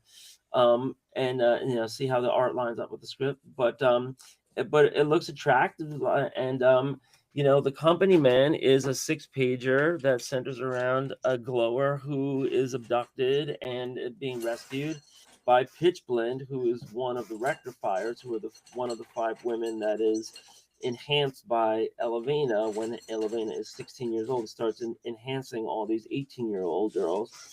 And Pitchblende, so this is later when Pitchblende is on rapid response, and she's replying to a distress signal of a father who was working for the Hubertons, and he became a whistleblower, but because he wanted to get his daughter safely out of the Huberton zone into the safe zone, or at least get his daughter out. And this 6-pager is action packed, and it was the one of 2 I wrote. I also have Reen Paw's Farm available, which is also a 6-pager. So do you have the pages that you can show? No, not yet. They're just like he just shot some foot like a photo. Holding the page and everything like that. So and Jake and I have got to basically have, like I said, have that discussion of my thing is. And I've established this at the beginning of when Jake and I entered the Doom Magazine's anthology, is that it should always be rolling. Like my Crom anthology is rolling. I create soft deadlines, but then as I get closer and closer to a resolving point where I know I basically have too much, but I can go with what I have. When I finished Crom Anthology #1, I had almost 40 pages of stuff for Crom Anthology 2.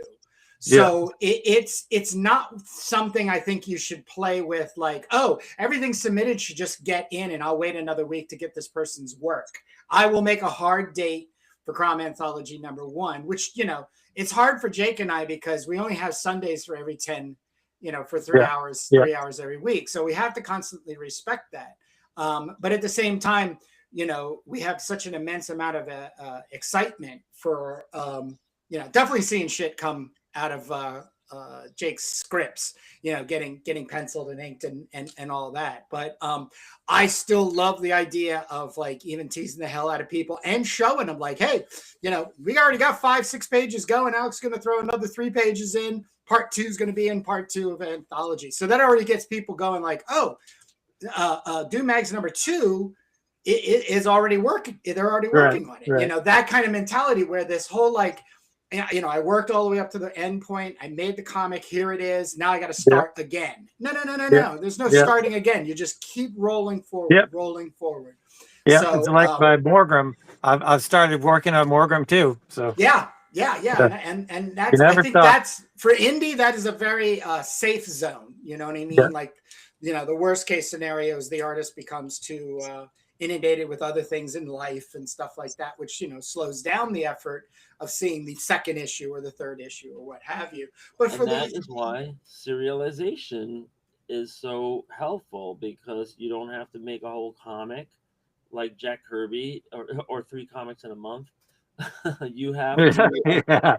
you have to just create as many pages as you can on your timetable, and they can go into an anthology, or they can go into a collection, or they can they don't have to sit on a shelf until you're getting more done. You can show it to the world, and build anticipation, build up your name, build up your regularity, your reputation. And with that, here are Sebastian's pages. I'm just going to oh, cool. Yeah. show them to inform the context here. Just get us Uh, nice and square on the camera, Jake. Get us nice and square on the camera. okay. Nice. Very square, baby. Very square. Okay. So yeah, Cool. here, Yeah. this is 1, 2. So these are like flying cars, sci-fi weapons, backgrounds. I told you there's some room here for word balloons. It's gonna be a shame to cover up some of that nice backgrounds with word balloons, but there's a lot of word balloons. And then here's the bad guy who is so steroided up that he didn't work on his legs. Yeah. I sent some character sketches, but he kind of took it off on his own, and it's a nice little style. I don't know, maybe this could even get some gray tones. I don't know if it needs it, but we'll put the word balloons on, make some decisions. I could add up the gray tones, and in order to make this deal fly with this guy, I made a deal that I'll get the original art at the end. So that's how we were able to arrive at the right person. So So he's a QB. Is he working for yeah, some he's other got a lot of publishers other or stuff something? going on. You know what? It's not even my business. Like whatever somebody's up to and whatever their reasons are, it's all fine. I try to work without deadlines so that people can just either get it done or not. And he's a Yeah. student, and I imagine everybody who's a student nowadays also has to do some kind of work for money. I don't know, but he had a couple of starts and stops, and he's just getting back to me now. But um this is like half the job already, right? So so it looks good. And I told him I'm fine with keeping to our original arrangements, but that this is looking like issue number 2, because we're trying to close down number 1. And we'll see if that's all okay. So but that's how, like, I'm reading the Robert Crumb biography right now, and it's going through the history of the birth of the underground comics scene and how all of these deals came together. And it's amazing, right? It's amazing to see the different personalities and different people, and who's contributing what, and who's inspired by who, and what they're trying to do differently. So it's all like the idea of collabs and consortiums. And I'm glad that Alex is working with us. I can't wait to work again with him some more. And we all have our own separate worlds and our separate publications, but we can come together and work on something together. I think it's great. And Alex, I didn't mention anything before, because maybe you want to talk about it, or maybe you don't want to talk about it. But you were talking about maybe putting together some other kind of Yeah. I was thinking about doing a gaming magazine, because like in the back of Random Access, I'm going to start having RPG role playing game scenarios and stuff. And I was asking Jake, because I was going to do it as a half video game, half board game slash role playing game kind of thing. And I thought Jake might like to do some tech articles or something like that. And then he says that he's never played any video games. Kurt, are you not a video gamer either? Not. I'm Sorry. afraid. Sorry. I'm afraid you guys are going to have to lose your nerd cards because how can you not be? How can you be comic book artists and not play video games? Well, Like how can you you not could. play Skyrim? You know, or I Jake, how can you not play Fallout? I've never considered myself a nerd. I've always considered I've always Oh, considered myself a fine artist who has digressed into comics. oh, okay. All Wait a right. minute, you Okay. consider yourself You can cool, say that baby. if you want. That's perfectly fine. If you don't want to be associated with us, that's okay. I myself am a nerd. You know, I love all Star Trek, Star Wars, comic books, video games, all of that stuff. And so I guess you guys just aren't nerds, like I thought. Um, Sorry. yeah, it's a weird thing. Like, as a teacher, I see how much it just takes up time of my students and just takes their lives away. I mean, I had a family member that this is years ago, and he's out of this, but he was playing EverQuest so Oh, Yeah, much wow. yeah, that yeah, that he lost his life and he lost his yeah, yeah, yeah, relationship and everything, and like, things were going bad, and then That's and then tough. he one day he threw the damn thing out the window. He lost a character. A character got killed that he had spent months and months or years developing, and he got so upset that he threw the whole thing out the window, yeah, and yeah. you know violently. And I'm just like, it just gets to be too much. I mean, when people are pulling all-nighters and then they're coming outside and they're blinking at the sun, you think there's got to be something wrong there. Now, I'm not saying this has anything to do with you, Alex. I know there's a lot of people that balance it responsibly and turn Oh, it off when it's I bedtime. I know exactly 100% what you're saying, and I myself have struggled with that too. Most comic book people have. I knew a guy who had a lot of comic book friends, and he was friends with Ed McGuinness and all of these other uh, Christian Christian comic book artists, I guess you'd say. But he like knew all these comic book artists, and he's like, they're so lazy. All they want to do is stay home and play video games. And I'm Yeah. like, that's me too. And it is. It's almost like a drug or like an alcoholism or something. I wish the hours that I had spent playing video games I had instead drawn 100%. It's There a you huge go. There you huge go. And regret. that's what Kurt's about to say, I bet. Right? What? Yeah. He'd rather be drawing, right? Yeah, yeah. I actually regret spending my evenings just sitting on the couch, flipping through YouTube videos. Yeah. The Yep. only saving grace I can say is I get to catch up with colleagues, like yourself, Alex, and and then it does kind of get me like really genned up, like I'm like totally like ready to go.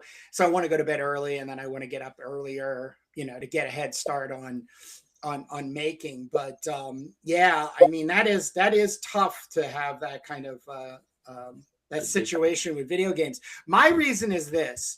So I got a little brother. He's 3 years younger than me, and so I used to kick his ass at everything. And I used to kick his ass. So Of course, you're a big brother. You're supposed to. so exactly, it was my responsibility. I think around Yeah. like 16 or 17, I was 16 or 17, probably 16. He started demolishing me in Atari video games. Like Yeah. that's what we were on the Commodore 64 console and everything. We were like mopping up on asteroids and adventure and all that kind of stuff, like Centipede and Yeah. Yeah. Good old days. the last game we played was Galaga. Yeah. So anyhow, that got me very frustrated. So then, in my ninjutsu training, by the way, my brother was always a willing candidate to get his ass whooped by my ninja skills. He in a fury and me being like a dick totally dropped my guard, and he knocked me out with his tree branch. So around that area, I ended up bowing out of both ninjutsu training and video games. So that sounds like that South Park episode where they're throwing ninja stars at each other. I never did the real ones, but I did make. And Kurt, you know, this is something that maybe I haven't noticed before, but Alex is a little bit of a different generation. I know there's a lot of overlap. But I was also, you know, Pong when I was a real little kid. Yeah. We had a Atari 2600. You know, with the joystick, and it makes a crunching sound every time you're crunching it. You know, then came like you know, Stargate and Defender and Pac-Man, and you know, I was really big on the arcade games in the arcades. I can't tell you how many hours. Yeah, I love the arcade. Galaga, Space Street Fighter 2 was my thing. I loved that game. Mine biggest was, like, I played them all, like Pac-Man and Donkey Kong and all that. But I played my favorite of all time was probably called Crazy Climber, which was Nintendo, a guy going up a building. And then there was this other one which was called Tapper, where you're serving beers in a bar and you have to like keep up with the patrons.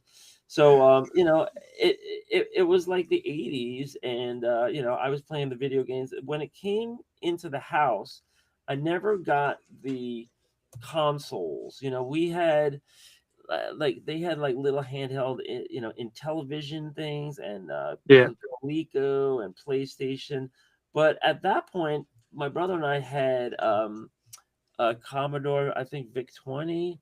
And we started programming a little. You know, we started playing around with code and basic, and you know, and doing stuff like that. And then, you know, I never came back around to it when they started coming out with the PlayStation, and, you know, PS2 and all of these other things. And then, you know, by the time I had kids, they're doing little stuff. You know, they're doing like the dance games and all that other stuff, and having childhoods. But I never got back into it, except maybe for this this Tetris-like game, you know, called Bikaka. It's like a, you know, on the Mac desktop. Oh, and I also sometimes play this Tetris kind of game on an iPad with my daughter. It's called 1010. Sometimes I'll do like Wordle and, you know, word wipe, stuff like that. But no, man, I am just, you know, I'm guilty as charged, totally out of it, way behind the curve. You know, my students are talking a whole other language when they're talking about games, and, you know, Grand Theft Auto, and what's the other one? It's something Ops, like Black Ops. Yeah, Black Ops was a big one.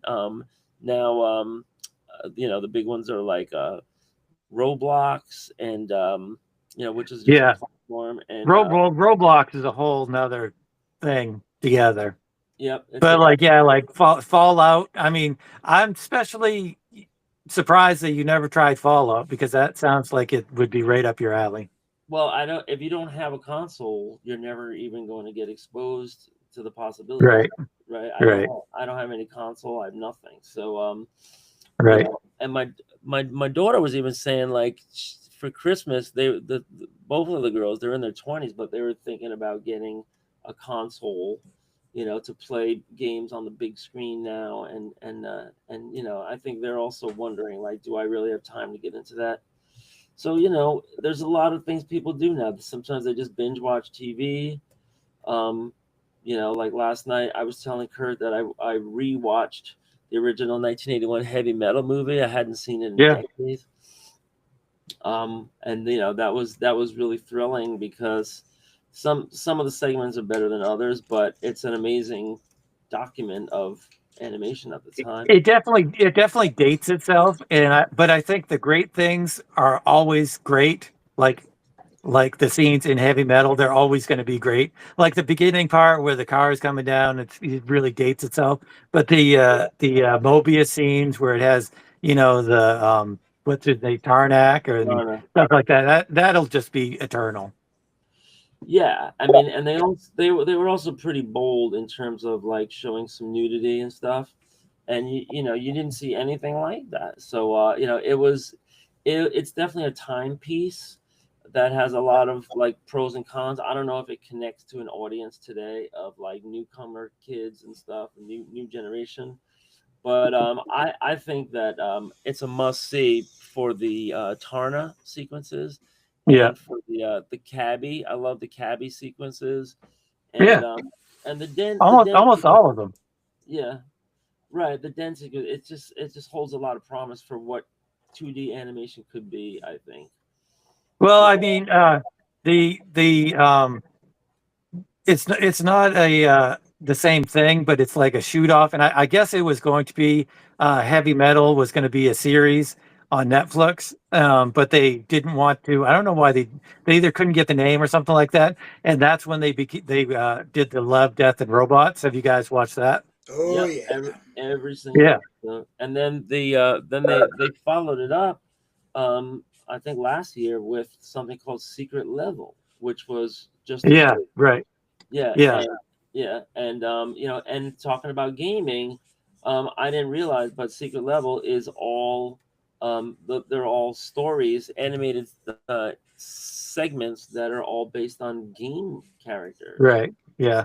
I only watched the first Dungeons and Dragons Secret Level, Oh, they're but all I good. plan on watching the rest of them. Well, yeah, a lot of them are more sci-fi than D and Yeah, D, but they have a little of everything. They also have ninjas, Kurt, and they have a lot of kung fu.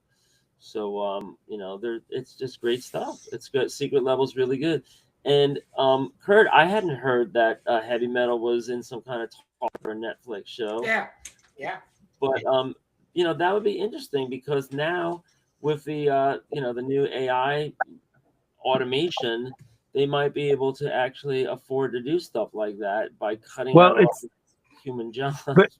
right, but it's the Love, Death, and Robots. They just made Love, Death, and Yeah. Robots, so it would be the same thing, really. We got it. Yeah. I mean, Yeah, and I will say hands down, we got it. Like I yeah, love one of my favorite animations to date is like the conquistadors and the siren coming yeah, out of the yep, lake. You yeah, guys, yeah. Alex, have you seen the marathon trailer?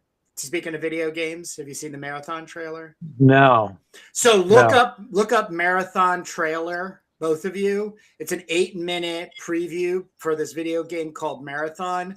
I've watched it at least 12 times, and Huh. it uses the same camera work and color magnifying or something. I don't know what it does, but hands down, like that's the way animation should be primarily, sort like especially with like 3D realism and fantasy because it's a total like heavy metal feel.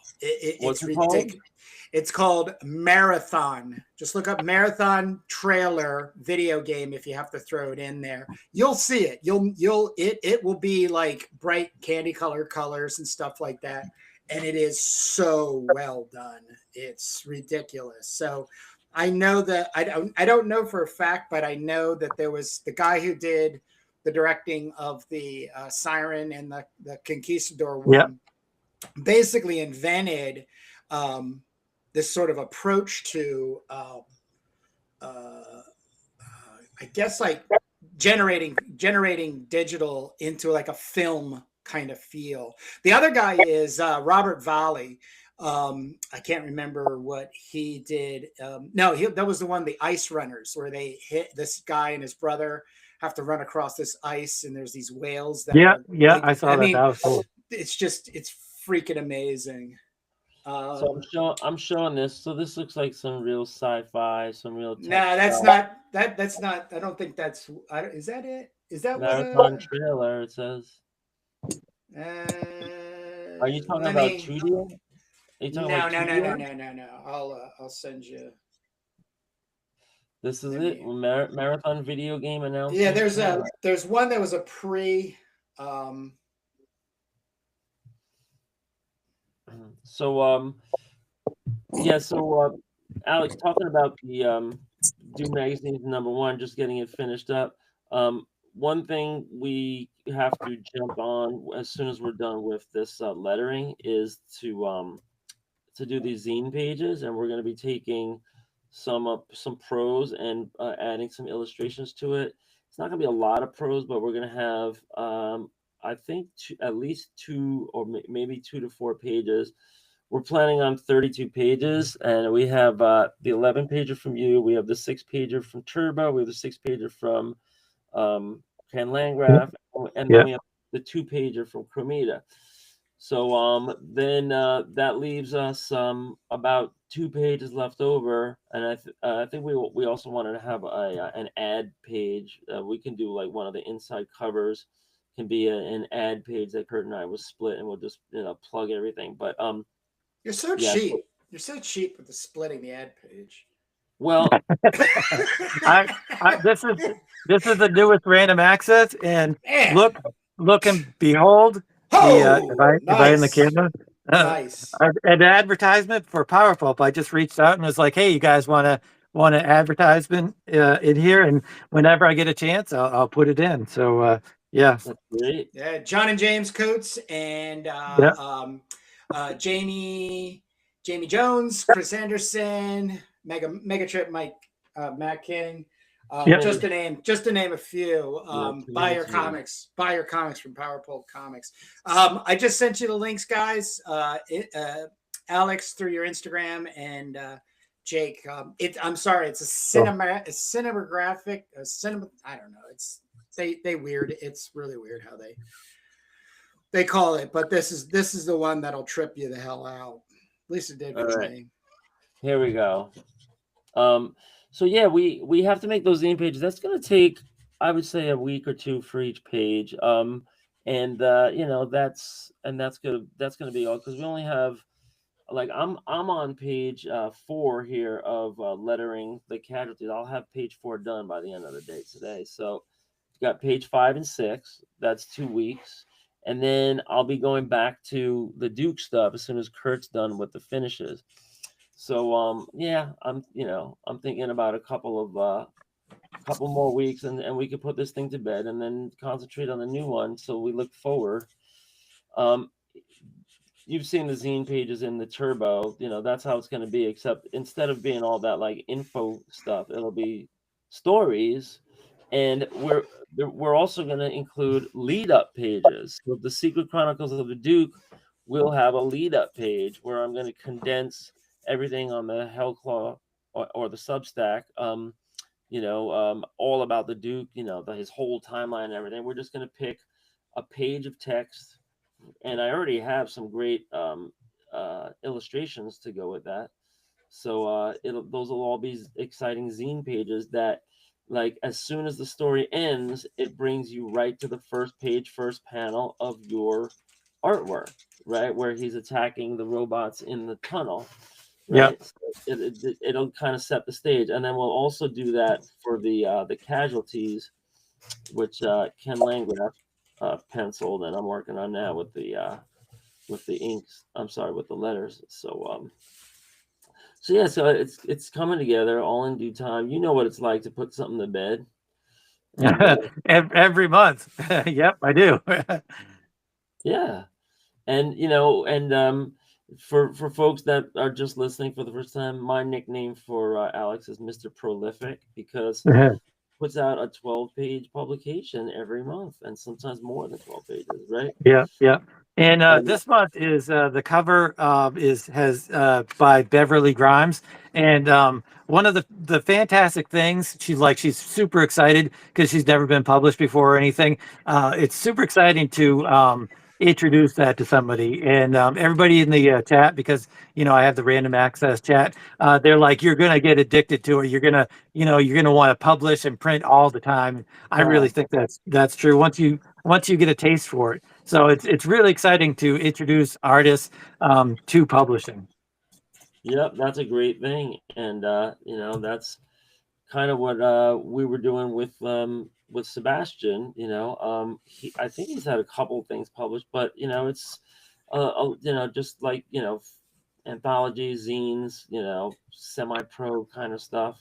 and we all start out that way. Yeah, Yeah. with Beverly's actually on the docket for a 6-pager on Crom Anthology. So, Oh, is she? Cool. Yeah, so she definitely has the bug now. Yeah. And, Yeah. So, and where's And, she from? where is she from? I don't know where she's from. the internet. It's The called Instagram. the Okay. internet. Talking about random access, I have a question for you guys. Number 50. This issue here is 39. So number 50, which is in Christmas, is going to be a 80s movie spectacular where I'm getting as many artists as I can to contribute. And it's going to have multiple covers. It's going to be as many pages as needs to be. And I was wondering if you guys wanted to join in. It's all going to be 80s movie themed, and you could do anything you want. You could do reimaginings. You could do straight storylines from whatever 80s movies. Like I'm going to do a Dark Crystal. I'm going to do a scene of when the Dark Crystal actually cracks and the Skeksis and the Mystics actually split into two different entities. So I know you got a lot of stuff going on, and no pressure. But if you feel like doing it, that would be really fantastic. Well, Kurt, what would be your favorite comic inspiration movie from the 80s? That's the greatest ready? question. We Jake. go back and forth. Jake, are you ready? Yeah. B-movie She-Devils. Well, that's the 60s. B-movie She-Devils? Yeah, well, that's not a real movie. That's Kurt and I's Not yet. project. Not yet. Yeah.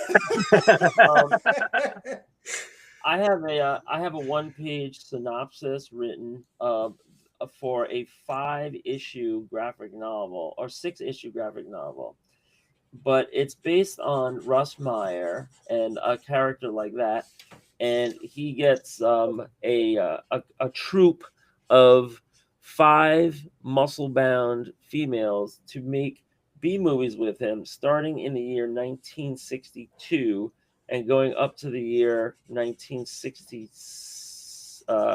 like one a year. So that'll bring you up to 1968.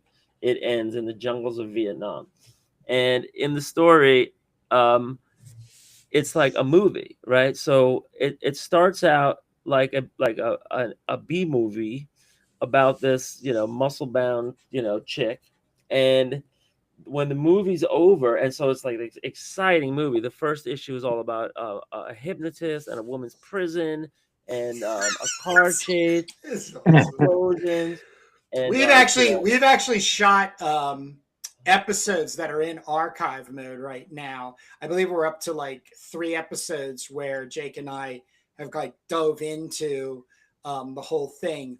But if it wasn't for the professionalism that Jake and I hold, Turbo would be out the window, and we would be working on B-movie She-Devils. Because you have the thing about it is the Russ Myers link. I'm working on a Russ Myers thing, but it's like way in the background. Like it's like once every year for 15 minutes I work on this damn thing. Yeah, when I brought this idea originally to Kurt, he envisioned a project where we make it a lot more accurately biographical to Russ Myers, and so I think that's. But I was making kind of like a different version, and it's basically every comic is an episode. Every comic is a movie, and then in the end, the movie ends, and you see the real actors and actresses having real adventures. And so the first movie is about a women's prison. The second movie is a girl motorcycle gang against a guy motorcycle gang. The third movie is going to be they shoot up to space like the Fantastic Four, and they get powers, but they fight demons, and like a real low budget B movie of that. And then by the fourth and fifth movie, I honestly haven't decided yet, which is exciting. But in the 6th episode, there's not going to be a movie, and they're still filming a movie, but you don't actually see the movie because I told this to Kurt originally the Rube Maynard, who is the Russ Meyer character, gets disappears, and the women are still trying to film this production because all their finances are tied up in it, and they can't find Rube Maynard. So turns out he was planted in this movie production by the CIA, and no, by international abductors that wanted to lure all these muscle-bound women to a private island where they could breed them. And so they end up getting lured to this island, and they find Rube, and he claims that he didn't know, and all this stuff. And so the action becomes outside of the movies, but in each of the first five comics, you introduce this B movie with a new muscle-bound protagonist woman who's added to the troupe each time. So they all have roles, and just like Faster Pussycat, Kill Kill, Yeah. you have multiple female characters who are like strong and Fierce. intimidating and fierce, but the difference is they're all muscle bound, except one of them will be more tall than muscular. But we've been looking at these B movies for kind of like inspiration for a long time, and we've been trading all these B movies back and forth. But I think the time range is different. Like we're definitely looking at this, the Russ Meyer era, which is the early '60s to like the '70s, and trying to get that kind of a vibe in a comic book. It's going to be exciting. Did he do that that marijuana one where that show that they used to show in schools, anti-marijuana? He worked for the Army first, and that's when he became a photographer and a filmmaker, and some of his Army, but he had some connections with his old Army buddies throughout his whole life. But he became an auteur, right? A B movie auteur, and so the comic B movie She Devils is about Rube Maynard, an auteur who turns out to be planted, there, but he was getting this operation off the ground, and this movie studio of muscle-bound women getting into all these situations until we find out that the reality is a little more real than the movies. Well, that's the cool thing. The discussions that Jake and I have recorded already, which we will release once we have something to release for B Movie She Devils, is that it's a comic book about people making a movie that's a movie. Right. And I was also going to try I wanted to try out this thing where there's these extra videos that go with the comic, because there's not enough room on the page to fit it. But when you're watching a DVD and they have the director's cut and you hear this like voiceover that's telling you all this stuff about the scenes that are actually happening, like, oh, this was filmed in Rube's first apartment above a laundromat, and the pictures you see on the wall were the real pictures that were hanging up there, and all that kind of commentary. So it won't fit on the comic. The print would be too small. But I want to have a voiceover accompaniment so that when you're looking at the digital version of the comic, you hit the play button for each page, or you just load the page, you turn the page, and then you start to hear the narrator in the woman's voice, because the woman, each issue will have the lead actress commenting later in life about the production. So there's also a director's cut gimmick. But I have a lot of notes, a full treatment written up, and I have the first 6 pages completely scripted, fully scripted. Which we also had somebody. We were trying somebody out, and there was a language barrier. Yeah, I auditioned a Brazilian guy, and his art was fine, but he wasn't getting all the nuance in the script. Yeah. So He had no so I cultural. just He just didn't have any of the cultural identifiers Yeah. Yeah. when Jake would put something in the script that was like very much like B movie charge from growing up watching them in the '80s. He just missed it, and it's no Yeah. problem. It's no problem or fault of his. You know what I mean? Right, Like, right. No, no.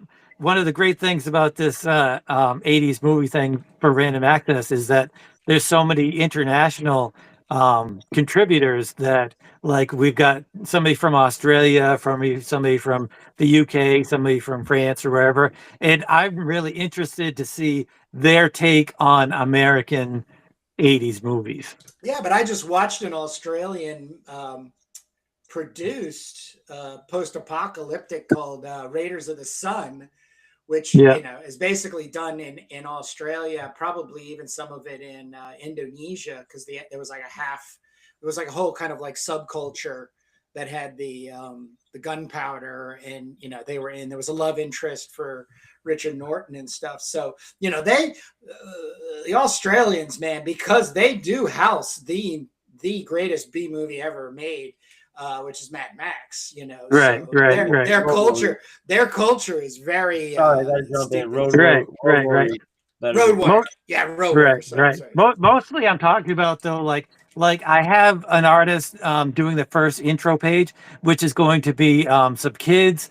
They're after school. There's one of them spending the night or whatever.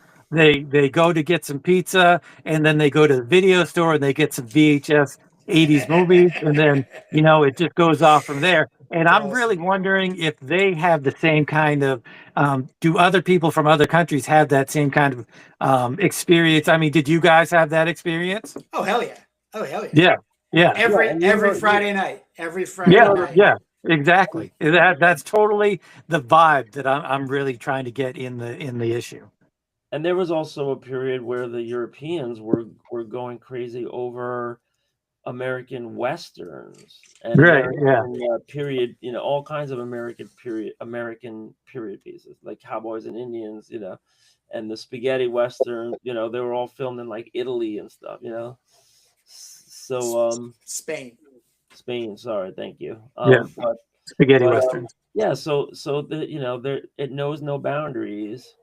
I would have to agree that my favorite movie out of the '80s is my favorite movie of all time, and that's Mad Max, second Mad Max, The Road Warrior. I was I was I was wondering about that, and I want to ask you guys specifically because I pretty much knew that that was your favorite movie. And I was watching Key and Peele the other day, and they do that. I don't know if you guys have ever seen Key and Peele.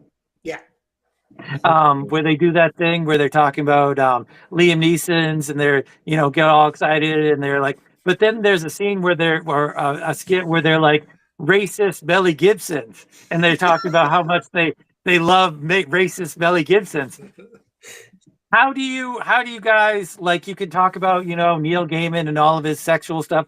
How do you reconcile Mel Gibson with watching his movies and feeling any kind of, because I think he's crazy. I think he's cuckoo, You have to be. but he makes great movies. Yeah, that's why he makes great movies. Is Yeah, because he's crazy. I wouldn't even look at I wouldn't even look at the movies that he's an actor, because he's just saying what's on the paper, what's written for him. He's not the director. He doesn't create the mood, the scene. He was a pretty good actor. He's good, really telegenic on screen, and and all that, and that led to his whole career, where he made real money in movies like Lethal Weapon, and selling out to Hollywood, for all this. And he's been in tons of bad movies too. But when he started making his own movies is when he really flipped out, and he started making Pretty much. The Passion of the Christ is one of the most violent, intense, religiously charged, controversial movies I've ever seen. And then he comes out with Apocalypto. Oh my god. Which I love. I love that movie. And I've never seen it. I need to see it. Top 10 from me. Top 10. Wow. I mean, just because I'm a huge History fan. Not history. It's the rugged rural. Conan the Barbarian is sword and sorcery. We all get that, but it's all about it just being in a real untechnological place. Yeah. Those are my go-tos. Yeah. And it has one of the best endings I've seen. Oh, hell yeah. The Planet of the Apes. Hell yeah. Hell yeah. Yeah. So, D. Snyder, like when I appeared on D. Snyder's Fangoria Radio, we spoke about Mel Gibson, and because I wrote a song called the Road Warrior. My band played it live on Sirius XM, like 2005, when we were guests on D. Snyder's program, and he had Fangoria Radio back then, and it came up like, oh, what happened to Mel, and he's gone off the deep end, and D said that it's just like Axl Rose, the guy's an asshole, but you got to separate the artist from the art. And he says some of his favorite songs ever are the Guns N' Roses with Slash and all that stuff. And so sometimes you have these tortured geniuses, and they're really good at one thing, and they're really flipped out over other stuff. And I know Mel Gibson's father is a lot more of an anti-Semite, more like, I guess, more open and more blatant and everything. But Mel Gibson, he got what he deserved publicly, and he takes it and he gets it, and the stuff that he's done speaks for itself. So I would say, don't leave him alone with your kids, because he'll fill their minds with ideas about Jews and Jesus and like the original scriptures. And I mean, people just lose their mind when they get rich and famous and powerful. And like so the other thing is that I'm sorry to interrupt, Jake, but once again, I don't completely agree with you, but I do agree with like the separation of man and art. But I agree. My whole thing about separating the man and the art is you also have to realize, when you damn a movie or you damn a work of art, especially movies, there's hundreds of people who were relying on that as not only their work, but also their legacy to become the next DP in a movie, or the next producer, or the next, so on and so forth. So to like damn something like Mel Gibson and never watch Apocalypto, I think is probably one of the most asinine things a human being could do. It is. Now, if you want to have a critical discussion about somebody's social, political thing, find a whole nother place to go outside of your nerd world, or your fantasy world, and try to hold that conversation. But it's very, very difficult. It's just very, very difficult. So like, just saying things off the cuff, like, like Jake was just saying about like, well, he's an anti-Semite, he's all da da da da da da. I just don't agree with any of it, because I don't know the man. I've watched hundreds of interviews with him. He's quasi unapologetic, but the biggest thing he struggled with and still struggles with is sobriety. Yeah, and when you're that creative, just like Axl Rose, he struggles with his sobriety. There is a shift in your life that causes a lot of damage. But if the reward of getting yourself sober is to be ostracized by society, I don't believe I'll ever face it. But if that's how it is, my sobriety over how people would think about me in society is way more stronger, especially because of the intimates in my life. I wouldn't want to keep destroying like that kind of thing. Let's ask Alex. Let's ask Alex, because go for it. It was his question. So, what was your take on Mel that you asked that question for? Well, I think everybody has their own moral values, and they have a line. And you see this with families being broken up over politics or whatever. And you have this line that you think that people will, you're like, I will not support this person. because they did this, or if they did this. But if they do this, then it's just like, I know you guys don't like to talk about politics or whatever here, but whenever a politician does something bad, is it worth the other values that you have to support them or not? You know what I'm saying? So like Neil Gaiman has all of these women saying that he's done, all of this stuff, but you could say, oh, he didn't, maybe he was like the big thing. There's a rape charge, I think. I'm not entirely sure, but I think there is. Coercion, yeah, coercion. Right, coercion. Coercion is like if Right. somebody's saying that they're being coerced, that is a lot different than being raped or I don't know. It's a super hard topic. I think just everybody has their own moral code as to the line that they will allow that stuff to cross. It's like Charlton Heston is one of my favorite actors. He's super not political the way that I like to be political, but I would watch his movies in a second because I don't feel like that, is it hasn't affected me morally enough to say that you know what I'm saying? But I think that's the core of what you're bringing up is when does art affect you morally and should you allow it? Right. I state over and over again my morality and my escapism through art, whether I'm making the art or I'm enjoying somebody else's art, are separate. It's fantasy. It's something that I am very well versed in being brought up, I believe, very properly, that I wouldn't want to see those things crossed. The lines of fantasy crossed into reality. It's Right. not fair to other people, and I think your question is really bearing into that area.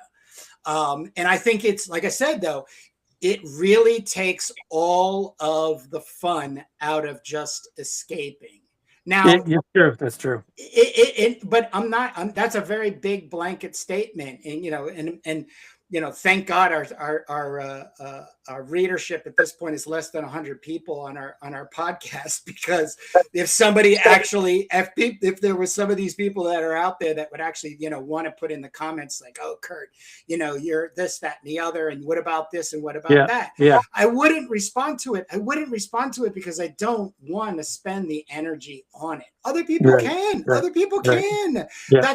That's how they want to digest their fantasy and their escapism. More that's great. I don't want to. Yeah. Could Yeah. I pop in? Go for it. So yeah, we're going round the table here.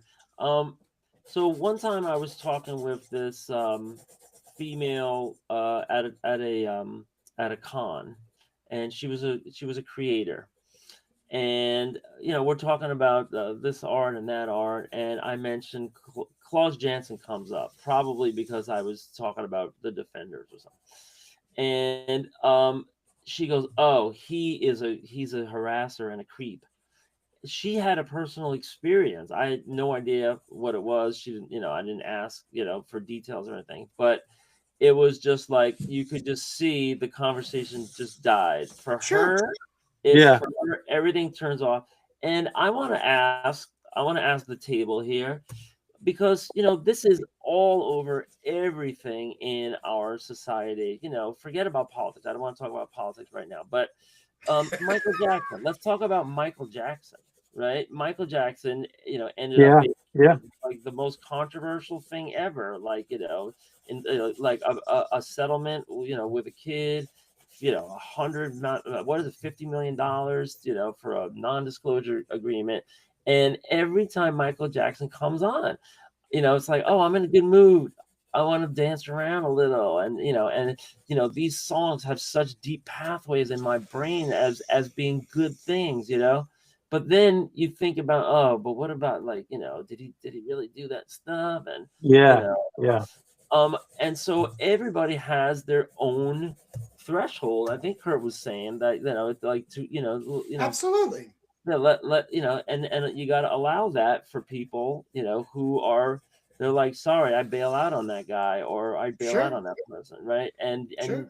they have their reasons. Maybe they had a personal experience with them, or maybe they had a similar, triggering experience, with somebody in some similar situation. So, and I have my own too, right? Like, Yeah. sometimes somebody's saying this, raving about, Chris Brown or something, and it's like, oh, all I ever heard of him was that he beat the crap out of Rihanna, right? So I don't even have the frame, but they're like, no, he's got these great songs and dance moves and blah blah blah, and I'm like, to me, he's just that guy that was in the news, So Well, interesting, but different for every people. That's what I yeah, wanted to say. yeah. Now, I actually have. I don't know if you guys have actually lost fans because of your political outlook or anything Well, like that's why that. we try not to talk Yeah, about it. yeah. But when I went on Power Comics show, and I believe this was when I was doing the Mutandis Kickstarter, and it was either the one after. I think I was on it 3 or 4 times, and one of them I was recovering over COVID, and I kind of went off on this. If people wore masks, then because I was angry that I got it, and I was saying, if people just wore masks, then it would this would have died out, and people would have just gotten it or not gotten it or whatever. And so I was went on this rant, and that was the only time they ever got a couple thumbs downs or whatever. And then somebody left either in the comments or on my Instagram or something saying, why would I ever support somebody that believes something like that? So I've actually had stuff like that, and there's actually been artists that I haven't worked with because of their political views. But I think even though everybody has their own personal boundaries, like I kind of think that there is a few things that might be a universal boundary. Like I've heard of this Japanese comic book artist where he killed people and then wrote it in his comics. Have you guys heard of that? no, I haven't heard of that. He's not the cannibal, is he? Yeah, I think so. I think Yeah. so. Yeah, Would they had you, it on. Would you? They had that's a whole episode with Jim and Cartoonist Ed. kayfabe? Yeah, Jim and Ed on Kayfabe. yeah. But would you guys buy a comic book from a really good artist who is recounting tales of him really killing people? Well, I real quickly, no, because that's not what I spend my money on. That's not where I escape to. That's it's point blank. I don't. Is it sword and sorcery based? Is it based on Neanderthals? Is there some post-apocalyptic sci-fi bizarre weird tales into it? No. Okay, I'm not wasting my money and time on it. No, but say it was something that you would really love, if not for. Yeah. So this is the question of. I think that a similar question is, would you invest in a John Wayne Gacy painting if you knew that you could 10x? Right? That's a good question, because I am super, like, I sell comic books, I sell all, everything. There you go. I think I would. No, I would. No, I think I might. It's a waste of, for me, it's a waste of time, money, and energy. It's not, I only have so much time. I only have so much time on this earth. Yeah, and I also want to leave something behind, which is pretty like magnetic, like my work, like somebody else that runs across, this kind of stuff is gonna go, oh shit, I get it. He's like into sword and sorcery and the Savage Sword and Conan. And it's Crom. Wasn't Crom the god? Oh, he actually takes an arc where he figures out how to connect this silly little 1950s barbarian into the it's basically like the back door to the whole sword and sorcery Conan the Barbarian thing. That's this is my central focus in life. I'm to slow down on this, to buy a John Wayne Gacy painting, to then try to sell it 10 times more. That's not my business model, too.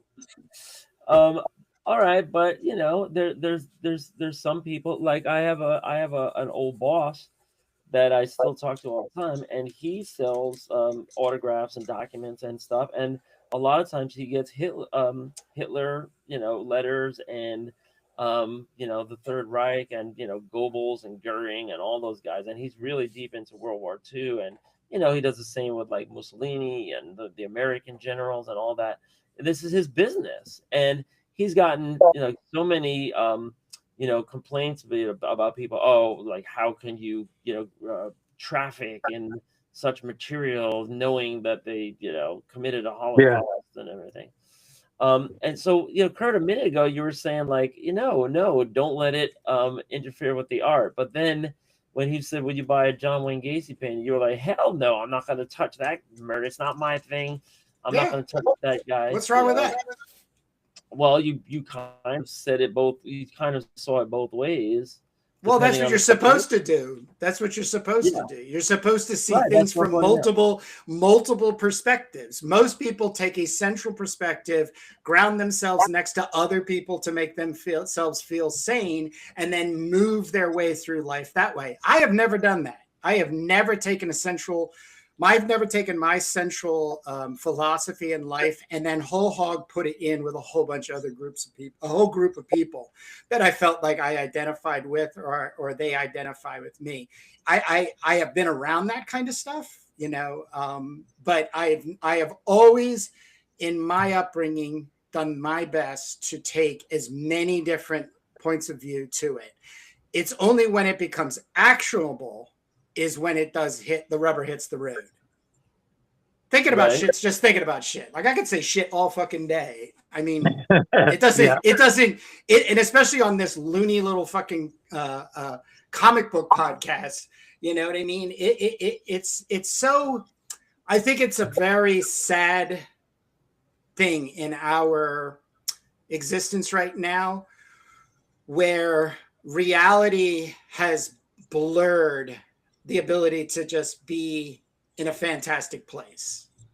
It's just for me, it's a very, very sad thing. And, and I don't find it at all justifiable in just the approach of like trying to meander Neil Gaiman and Mel Gibson into why it wouldn't, you know what I mean? I could sit here all day long. Pawing the two of you about how I would never read. I've sold all my Neil Gaimans. I don't, that jerk Mel Gibson and things like that. And as soon as I get off this freaking podcast, I could go and do whatever the hell I want and you'll never know. Right. You'll never freaking know. I could say all the kinds of things to make everybody happy. And I probably should start doing that. But the problem is everybody starts changing their minds about shit. Yeah. It's sad. It's sad. I mean, everybody, Yeah, like some people can come back after a period of penance, right? I guess. I don't really worry about anybody other than myself, and then the people I consider very important to me. Well, we're talking about culture, cancel culture, and and how. I would rather not. I would rather talk about things like successfully getting a Kickstarter funded because some crazy guy up in Maine thought it would be a good idea and then built the thing and then in a panic push the launch button and then in a fever dream said, well, I'll make everybody, if I hit $500, a bust of this so I could buy all the chemicals again, the resins and everything like that. This is what I celebrate, and I celebrate it as much and as far as I can in energy. I just think it's a great discussion. I think it was a great discussion to go around the table. I'm reading the Crumb biography now, and this guy is ground zero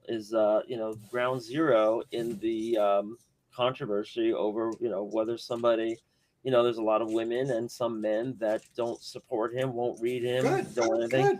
But it's so it's so tough for me because he's one of my favorite just illustrators, right? Even if you don't even get into his stories and his concepts, but I'm reading the book, and so I'm trying to do all the background on it, and it's pretty fascinating, like how messed up his family was and how what he's actually been through, and why he does that, and why underground comics came about, in the first place, what they were trying to do, by breaking all these taboos and stuff. So ongoing conversation. But I think it was an interesting question. I think it was an interesting conversation.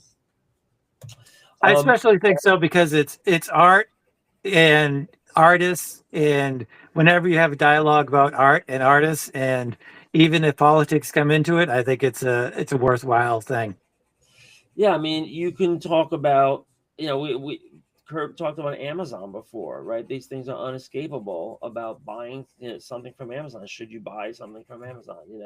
These are questions that are politically charged, and there's lots of red and blue controversy about that, and it just goes on forever. But at the end of the day, you have to buy something. You got to order it. You got to hit the button, and if you can't find it somewhere else, and let your money do the. Let me tell you how fucked up shopping is, and it's in the form. It's in the form of a $100 ladder that was on sale for $50, and this is why I don't have any issues with buying online, Amazon specific.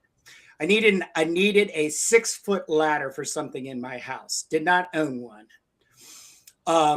Look online. My local Lowe's has not only the ladder I want, but for half the cost. $100 ladder for $50. I see that the ladder is at aisle 43, bay 7. I jump in my car.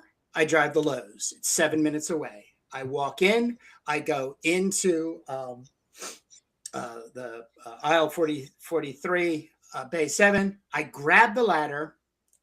I just noticed that there's no for sale for it. So I figure, you know what? To cut the middleman out, I'll go to customer service and double check and make sure that this ladder is on sale for $50. Not going through the register and obviously creating a fiasco. Go to customer service. Lovely young ladies there. How you doing? How you doing? Blah, blah, blah, blah. Is this on sale for $50? And she goes, I don't know. Is it? And I said, well, there's no sign, but I'm just trying. It was online. It was online for $50. Can you show me?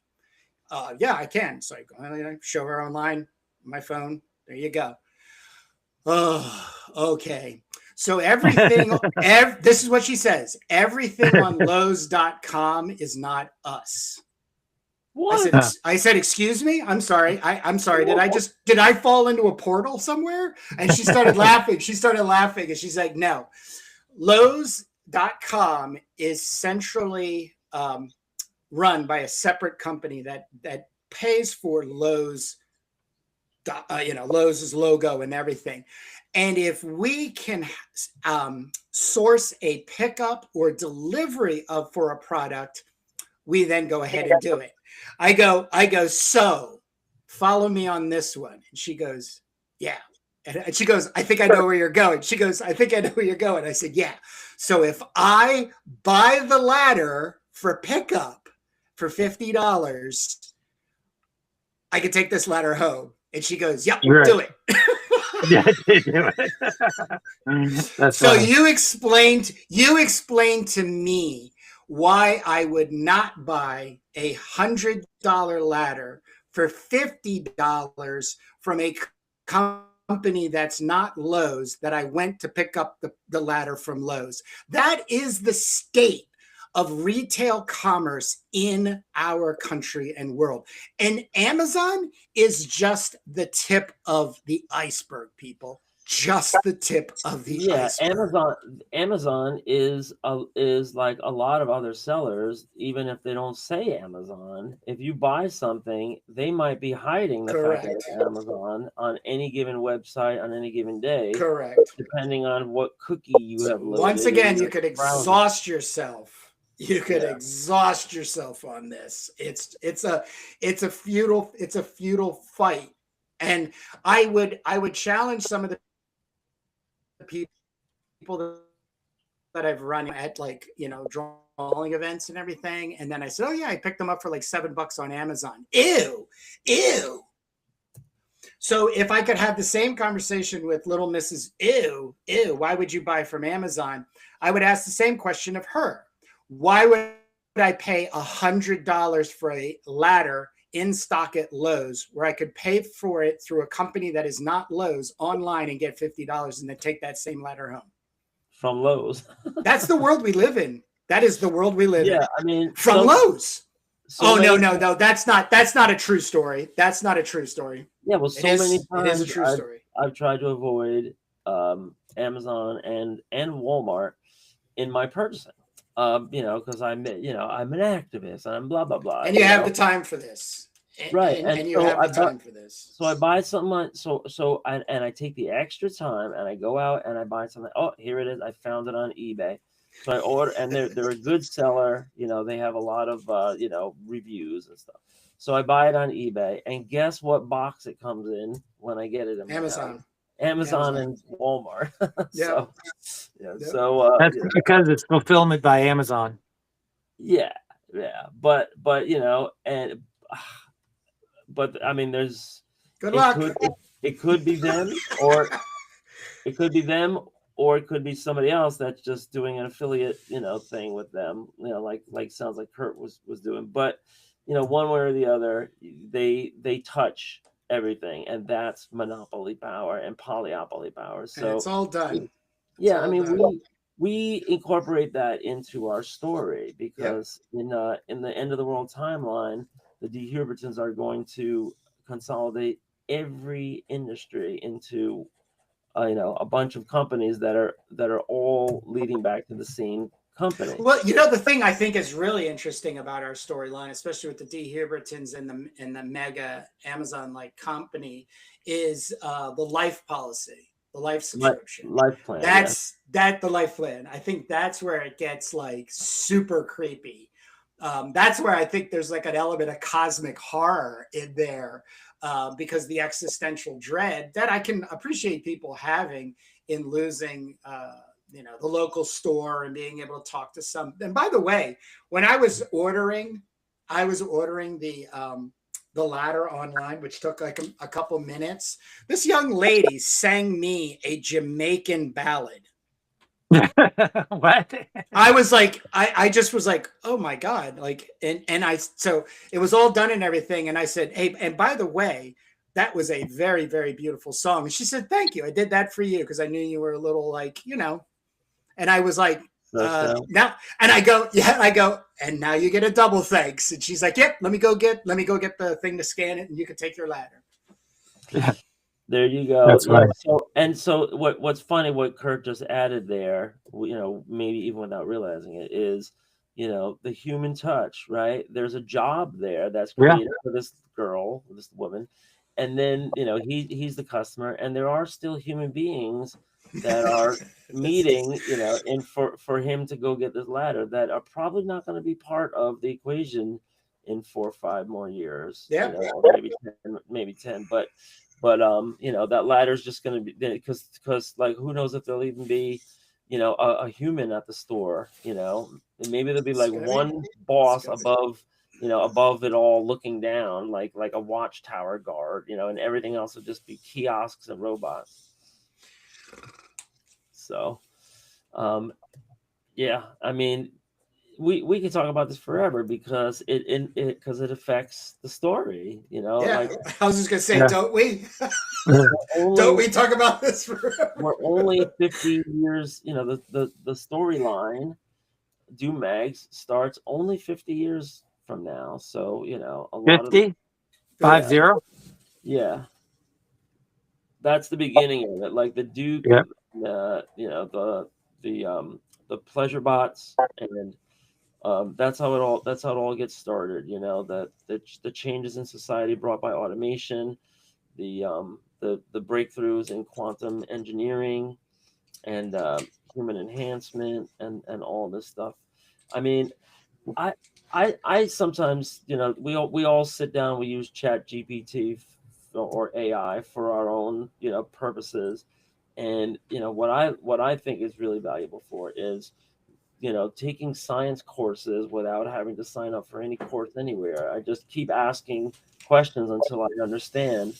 and I get into like all kinds of incredible discussions by asking questions about the AI. Like I want to know about every element on the periodic table. I want to know about, you know, I mean, Kurt and I talk about it all the time, the advances in drone technology, the advances in robotics, but then, you know, we're also talking about, you know, bioengineering and, you know, the future of health and the future of longevity and, you know, artificial parts for humans and all this stuff. And you know, I say it a million times and you guys have both heard this, but I'm just flabbergasted how much I find out is real already today, you know, that I'm thinking of for the comic. And then I do a little research and I find out it's already happening Yeah, in yeah. form, you know? So, you know, I'm just continually surprised, but I shouldn't be because AI has been around, like this form of AI that we have now, the ChatGPT thing, you know, learning machines, learning models.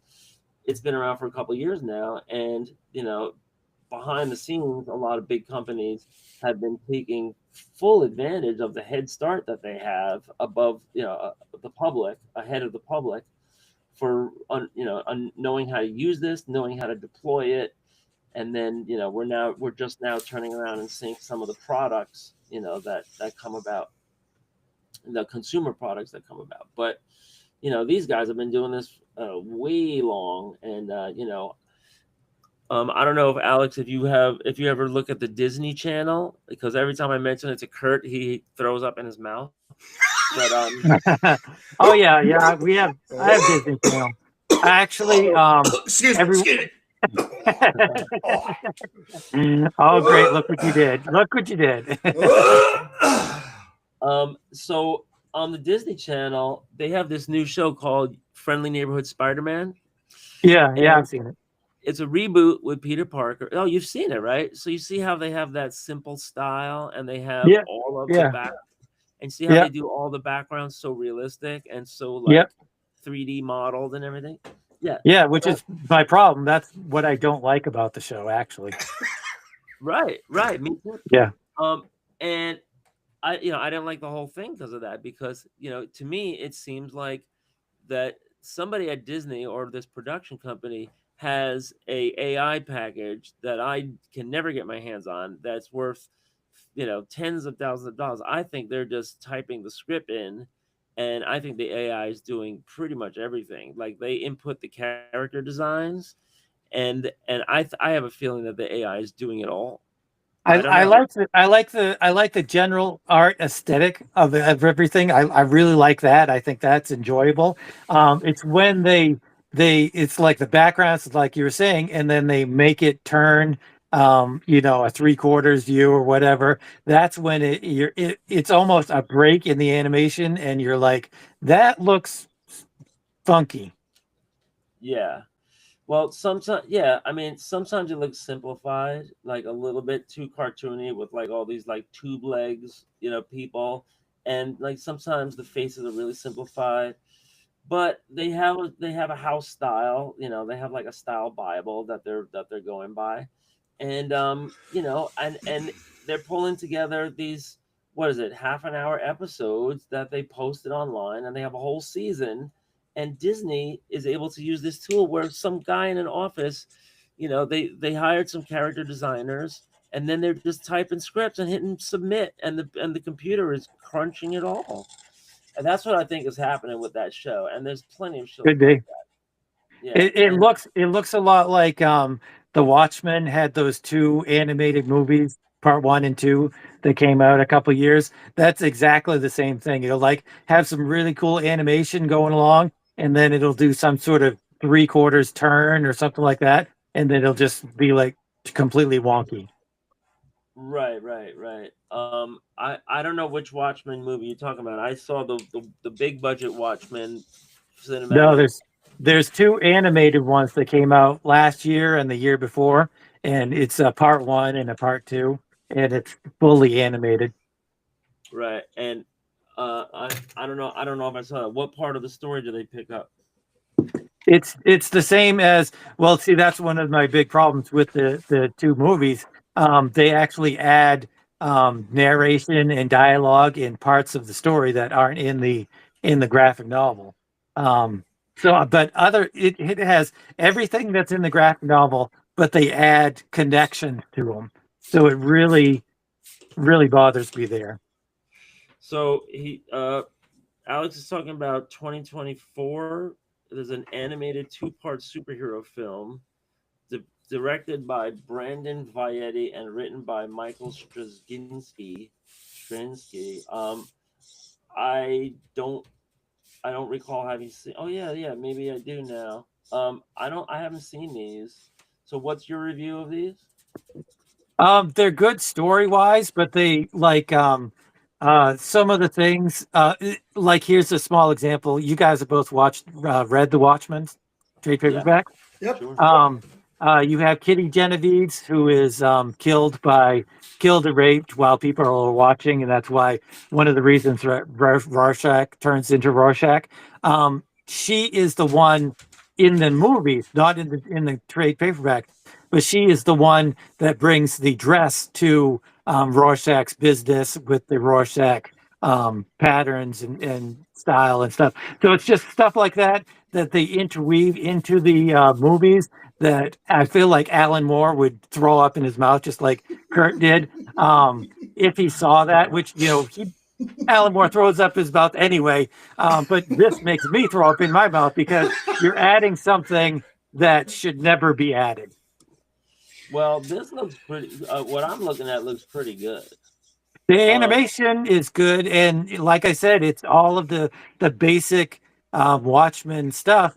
The acting's pretty good, but it's just they fumble the ball a little bit. Yeah, so you see this dynamic here where there's some of it's 2D and some of it looks 3D and some of it looks a little mingled, and you wonder, how much of this is just literally just AI, like putting like I've been talking to Kurt for a long time now about having a machine in the future where you drop a comic book in a slot and you press a button and it generates a 30-minute animated movie out of it, right?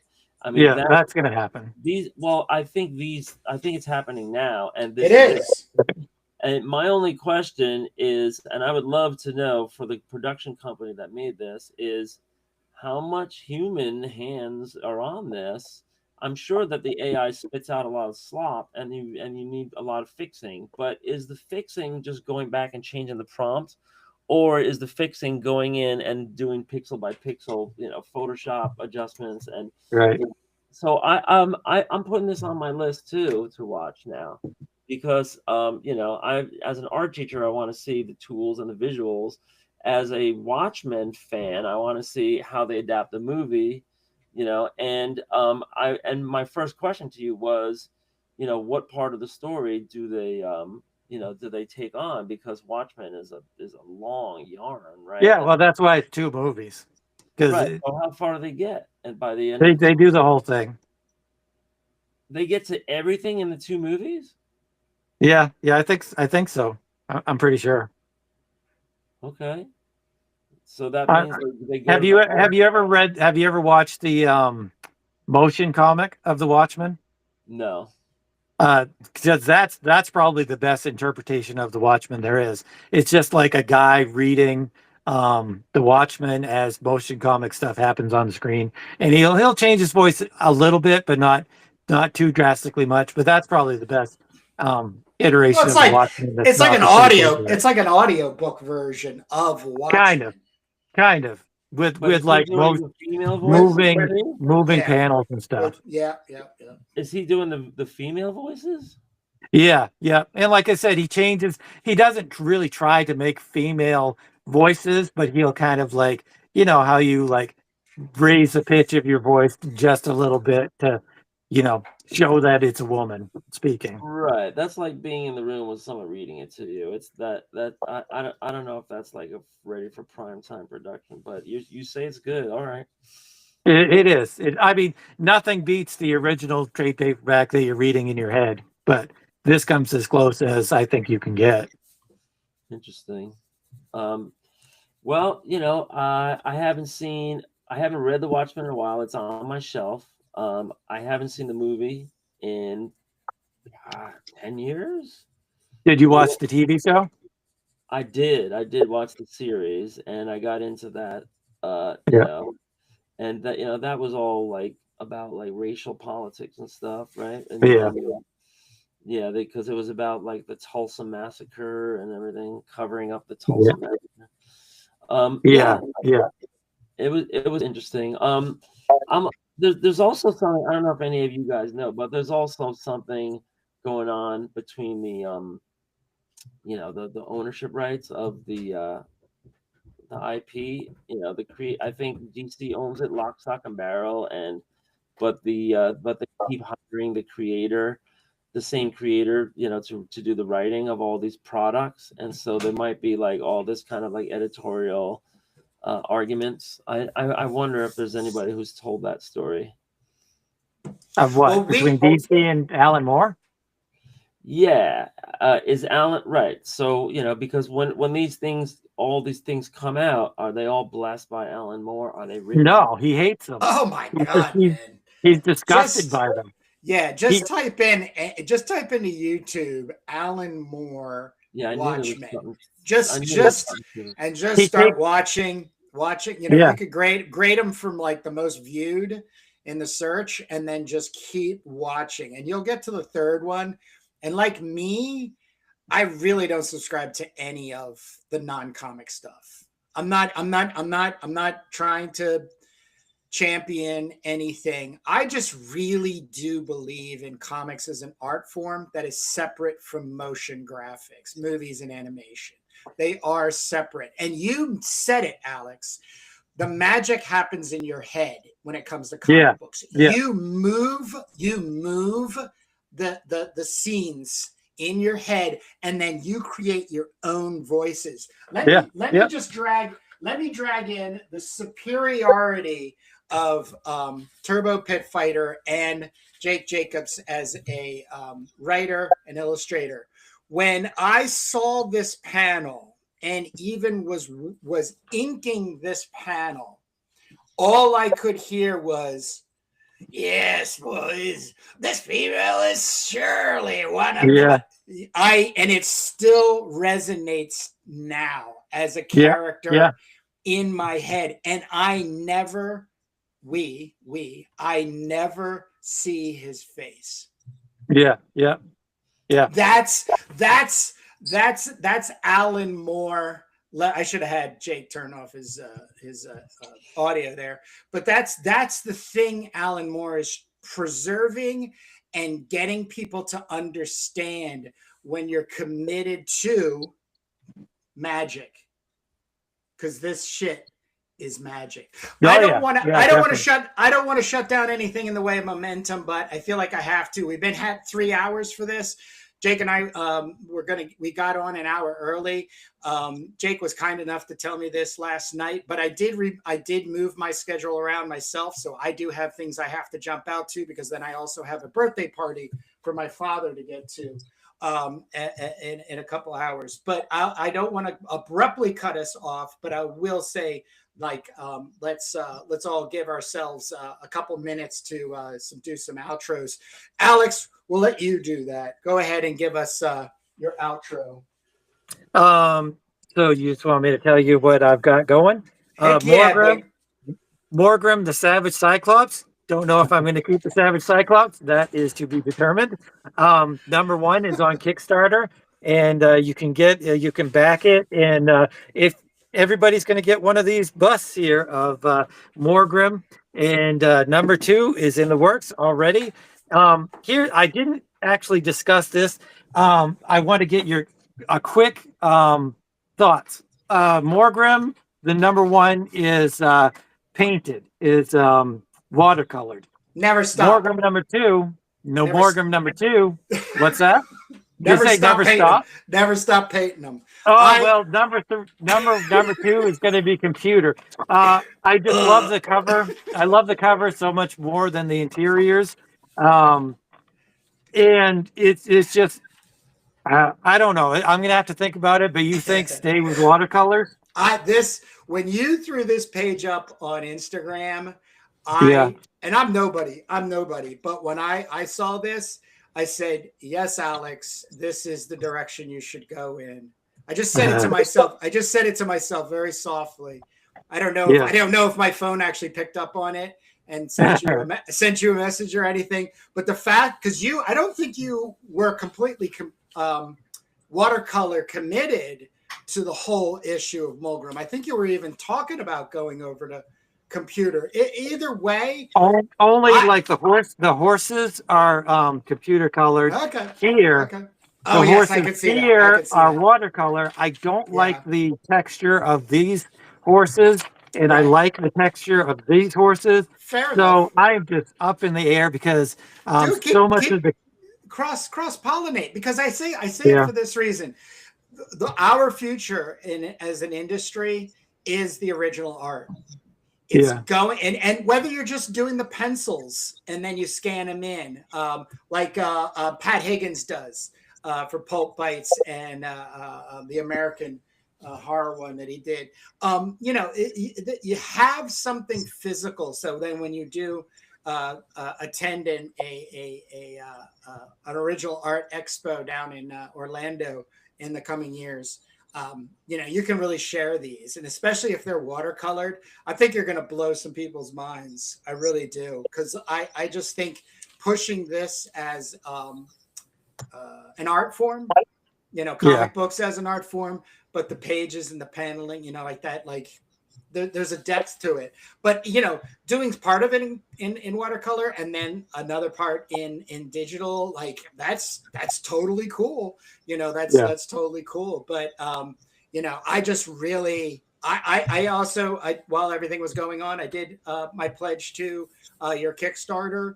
Thank you. Appreciate it. You're welcome, and thank you, because I am just thoroughly happy, impressed, and congratulatory for you in where what you've been able to achieve just on this first issue.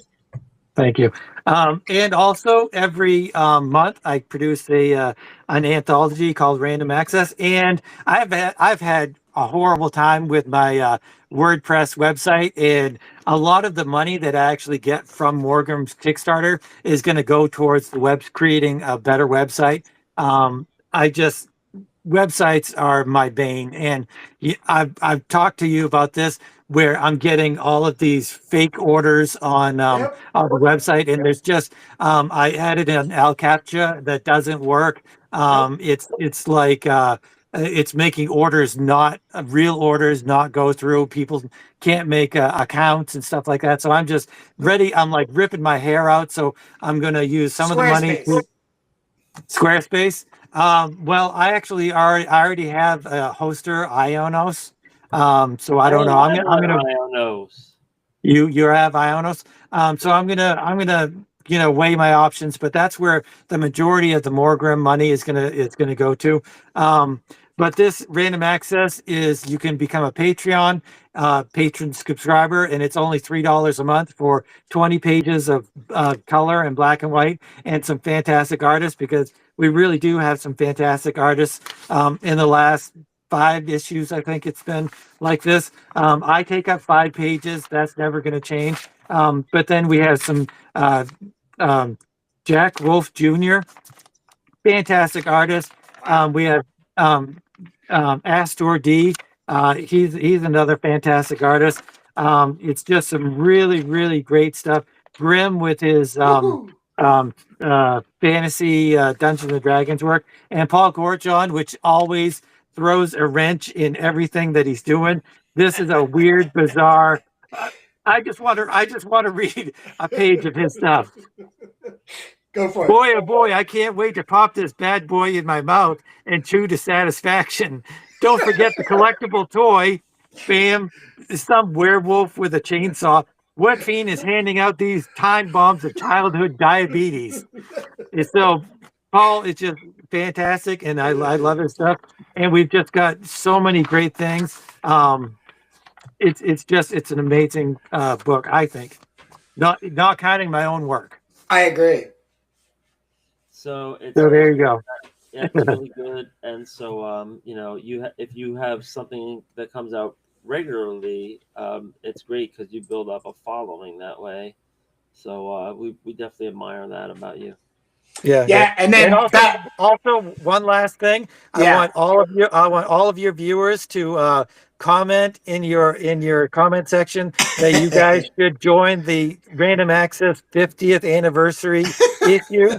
That's going to be in Christmas, so it's a year away. You can Yeah. do a couple pages of 80s movie greatness, and I'm really going to push it. So Thank you. Thank you for giving there us we at go. least you gave us the year advance notice. That is Yeah, very, very, yeah, very, very, very courageous of you. But yeah.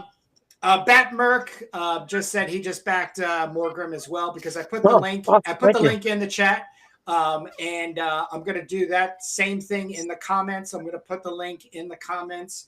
But if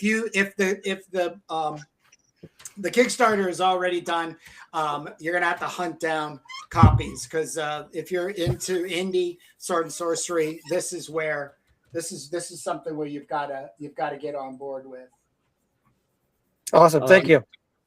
Alex, you were on a while back and mentioned a gods and goddess project Yeah. that you were working on. Is there a status update on that? Because I started working on this this graphic, but I never finished it, and I just kind of got it all Go penciled up out. higher, Jake. Go up higher.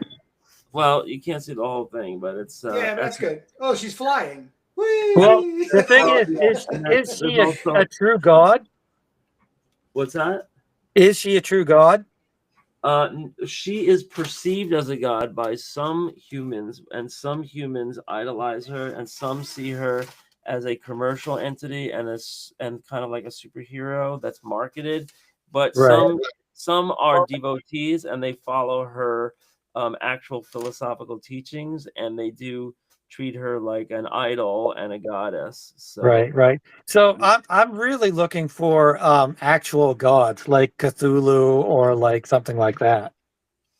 well, she doesn't consider herself a god, so but it's the many ways that esoteric in my world is is received and discussed about, because she has powers like Right. like a superhero. But you know uh I was thinking, like, if you want the artwork, you can just do or say anything in your world, that Okay, that would be cool. doesn't have Yeah, to line because up. her icon on her bandana is one eyes, which is also would be great to tie into Cyrene, who has on her chest the same insignia, which would tie into Morgrim. That's what, yeah. Well, the all-seeing eye is a very universal symbol. So, Yeah. yeah. Um, I'm going to finish that page either way, because I got a bunch of work into it, and it's going to be kind of like a promotional advertisement for Esoteric in all of her many forms. But it's going to call her the goddess, well, of the goddess of science, but she's That's cool. also a soulmate matcher. And if you subscribe to her like whole thing, you can do love light tuning, which is extra normal soulmate matching. She floats above the world and matches logarithms in a way that's unexplained. But it says here, there's social aid impact funds, mutual civic bonds. So there's a whole like togetherness movement around esoteric devotees, Right. and they're the ones that have the giant rally and the giant dance like trance in Philadelphia in the Bean Paws Farm 6-pager. So it says you can sign up for her patriotic ESO program and join a logarithmic commons. Using the Duke coin, it props up the US dollar as it's faltering, but it's fixed by the ESO program because it has Insta Auto real-time micro sharing. Now, the interesting thing to that is that when you sign up, your finances are basically all leveled out. And so it takes the rich people and the people that don't have so much, and it kind of uses real-time adjustments of fractions of a penny every minute and every moment to make the most interest for everybody and share it, in this kind of like commons, and it gets a little, I guess, economic, but this is something that we could be doing right now if we, if everybody in the United States, let's say, or a country, or maybe like everybody in the state all signed up and said, we're going to have a fund that, like, when you don't have enough money, it just kind of like gives you an adjustment so you have a little more, and then it takes from all the others, but only in an incremental micro payment. So it might be a fraction of a penny. You never even notice it, but the algorithms all sort it all out to give the most benefit to the most people for the general welfare. And so the Right. Esoterra brings that plan about. And if people sign up for her, they can get a lot of benefits, including health and wellness, meditation stuff, but also finding a soulmate, finding a match, and Right. increasing your health, being part of the resistance. It all depends what you're looking for, like Yeah. they have, and her daughter later on will unify all the cults, when the Dehuberdins start physically attacking, Yeah. to Um, try I to do have defend. I do have to go, like Kurt was saying. Yeah. You can jump But out. You can jump out, Alex. I just got one thing to say about Yeah. what Jake was saying. It sounds kind of a little bit like the Knight Templars, because they were the first bank, and Yeah. they were they people say that they were worshiping Baphomet, and Baphomet was a financial deity, or is a financial deity. I don't know if anybody actually believes that, but it's kind of has some similar thought stuff to it, Yeah, which is cool. I know the Illuminati and the Rosicrucians. They had a lot of Yeah, symbolism, the eye and the pyramid, and we put it on the money here, in the Federal Reserve money and everything. So yeah, there's a lot to all that kind of stuff. It all ties in. That would be some good symbolism to bring in. yeah. But yeah, I got to go, and thanks for having me on. It was great fun as always. Thanks for popping by, man. Everybody, All right. catch We'll Alex see you, Turbin. Alex. We'll see See you you. later. Thanks Yep. a lot. Definitely. I wish So, you could- cromthebarbarian.com, you can get copies of Crom Anthology #1, as well as my original Crom 2024 collected. You can also get the 2018, which is the original in full color. Gardner Fox, John Gwynta, Jack Katz, 4, and then my original ballpoint pen, which I then expand upon in Crom 2024. You can also get this on Amazon right now. Just go ahead and put Crom Collected in there, Gardner Fox or Kurt Bruegel. It'll come up. If you have Amazon Prime, you will get it free shipped within 2 days, too, by the way. Like, this is not a long wait for them to print it at an Amazon facility. Also, the one of the first women comics creators, illustrators, Lillian Chesney, her Arabian Nights is also available not only on cromthebarbarian.com, but Amazon. If you're a sword and sorcery weaver of stories, the Arabian Nights is one of your cornerstones in foundation. What's the format of that you're offering? This is full color, 11 by 17, 64 pages. The actual story is 52 pages. There's a little bit of history in here. There was only one very blurry, bitmappy photo of Lillian. And so I went ahead and made a nice little rendering for her portrait. But there's some good, what's going on. Let's see the cover again. So you're putting this out? It's out. It's live. It's on cromthebarbarian.com as well as Amazon.com. There you go, folks. So that's all I have, Jake. Let's let these people get back to reading comics, making them if they choose. That's right.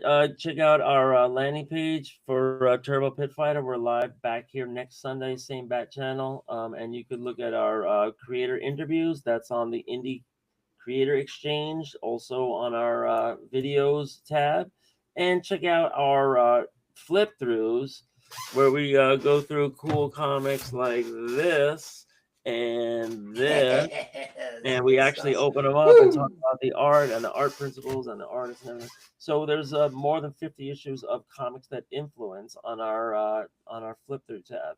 That's it. We'll see you back here next Sunday. Bye, everybody. See you next Sunday, Jake.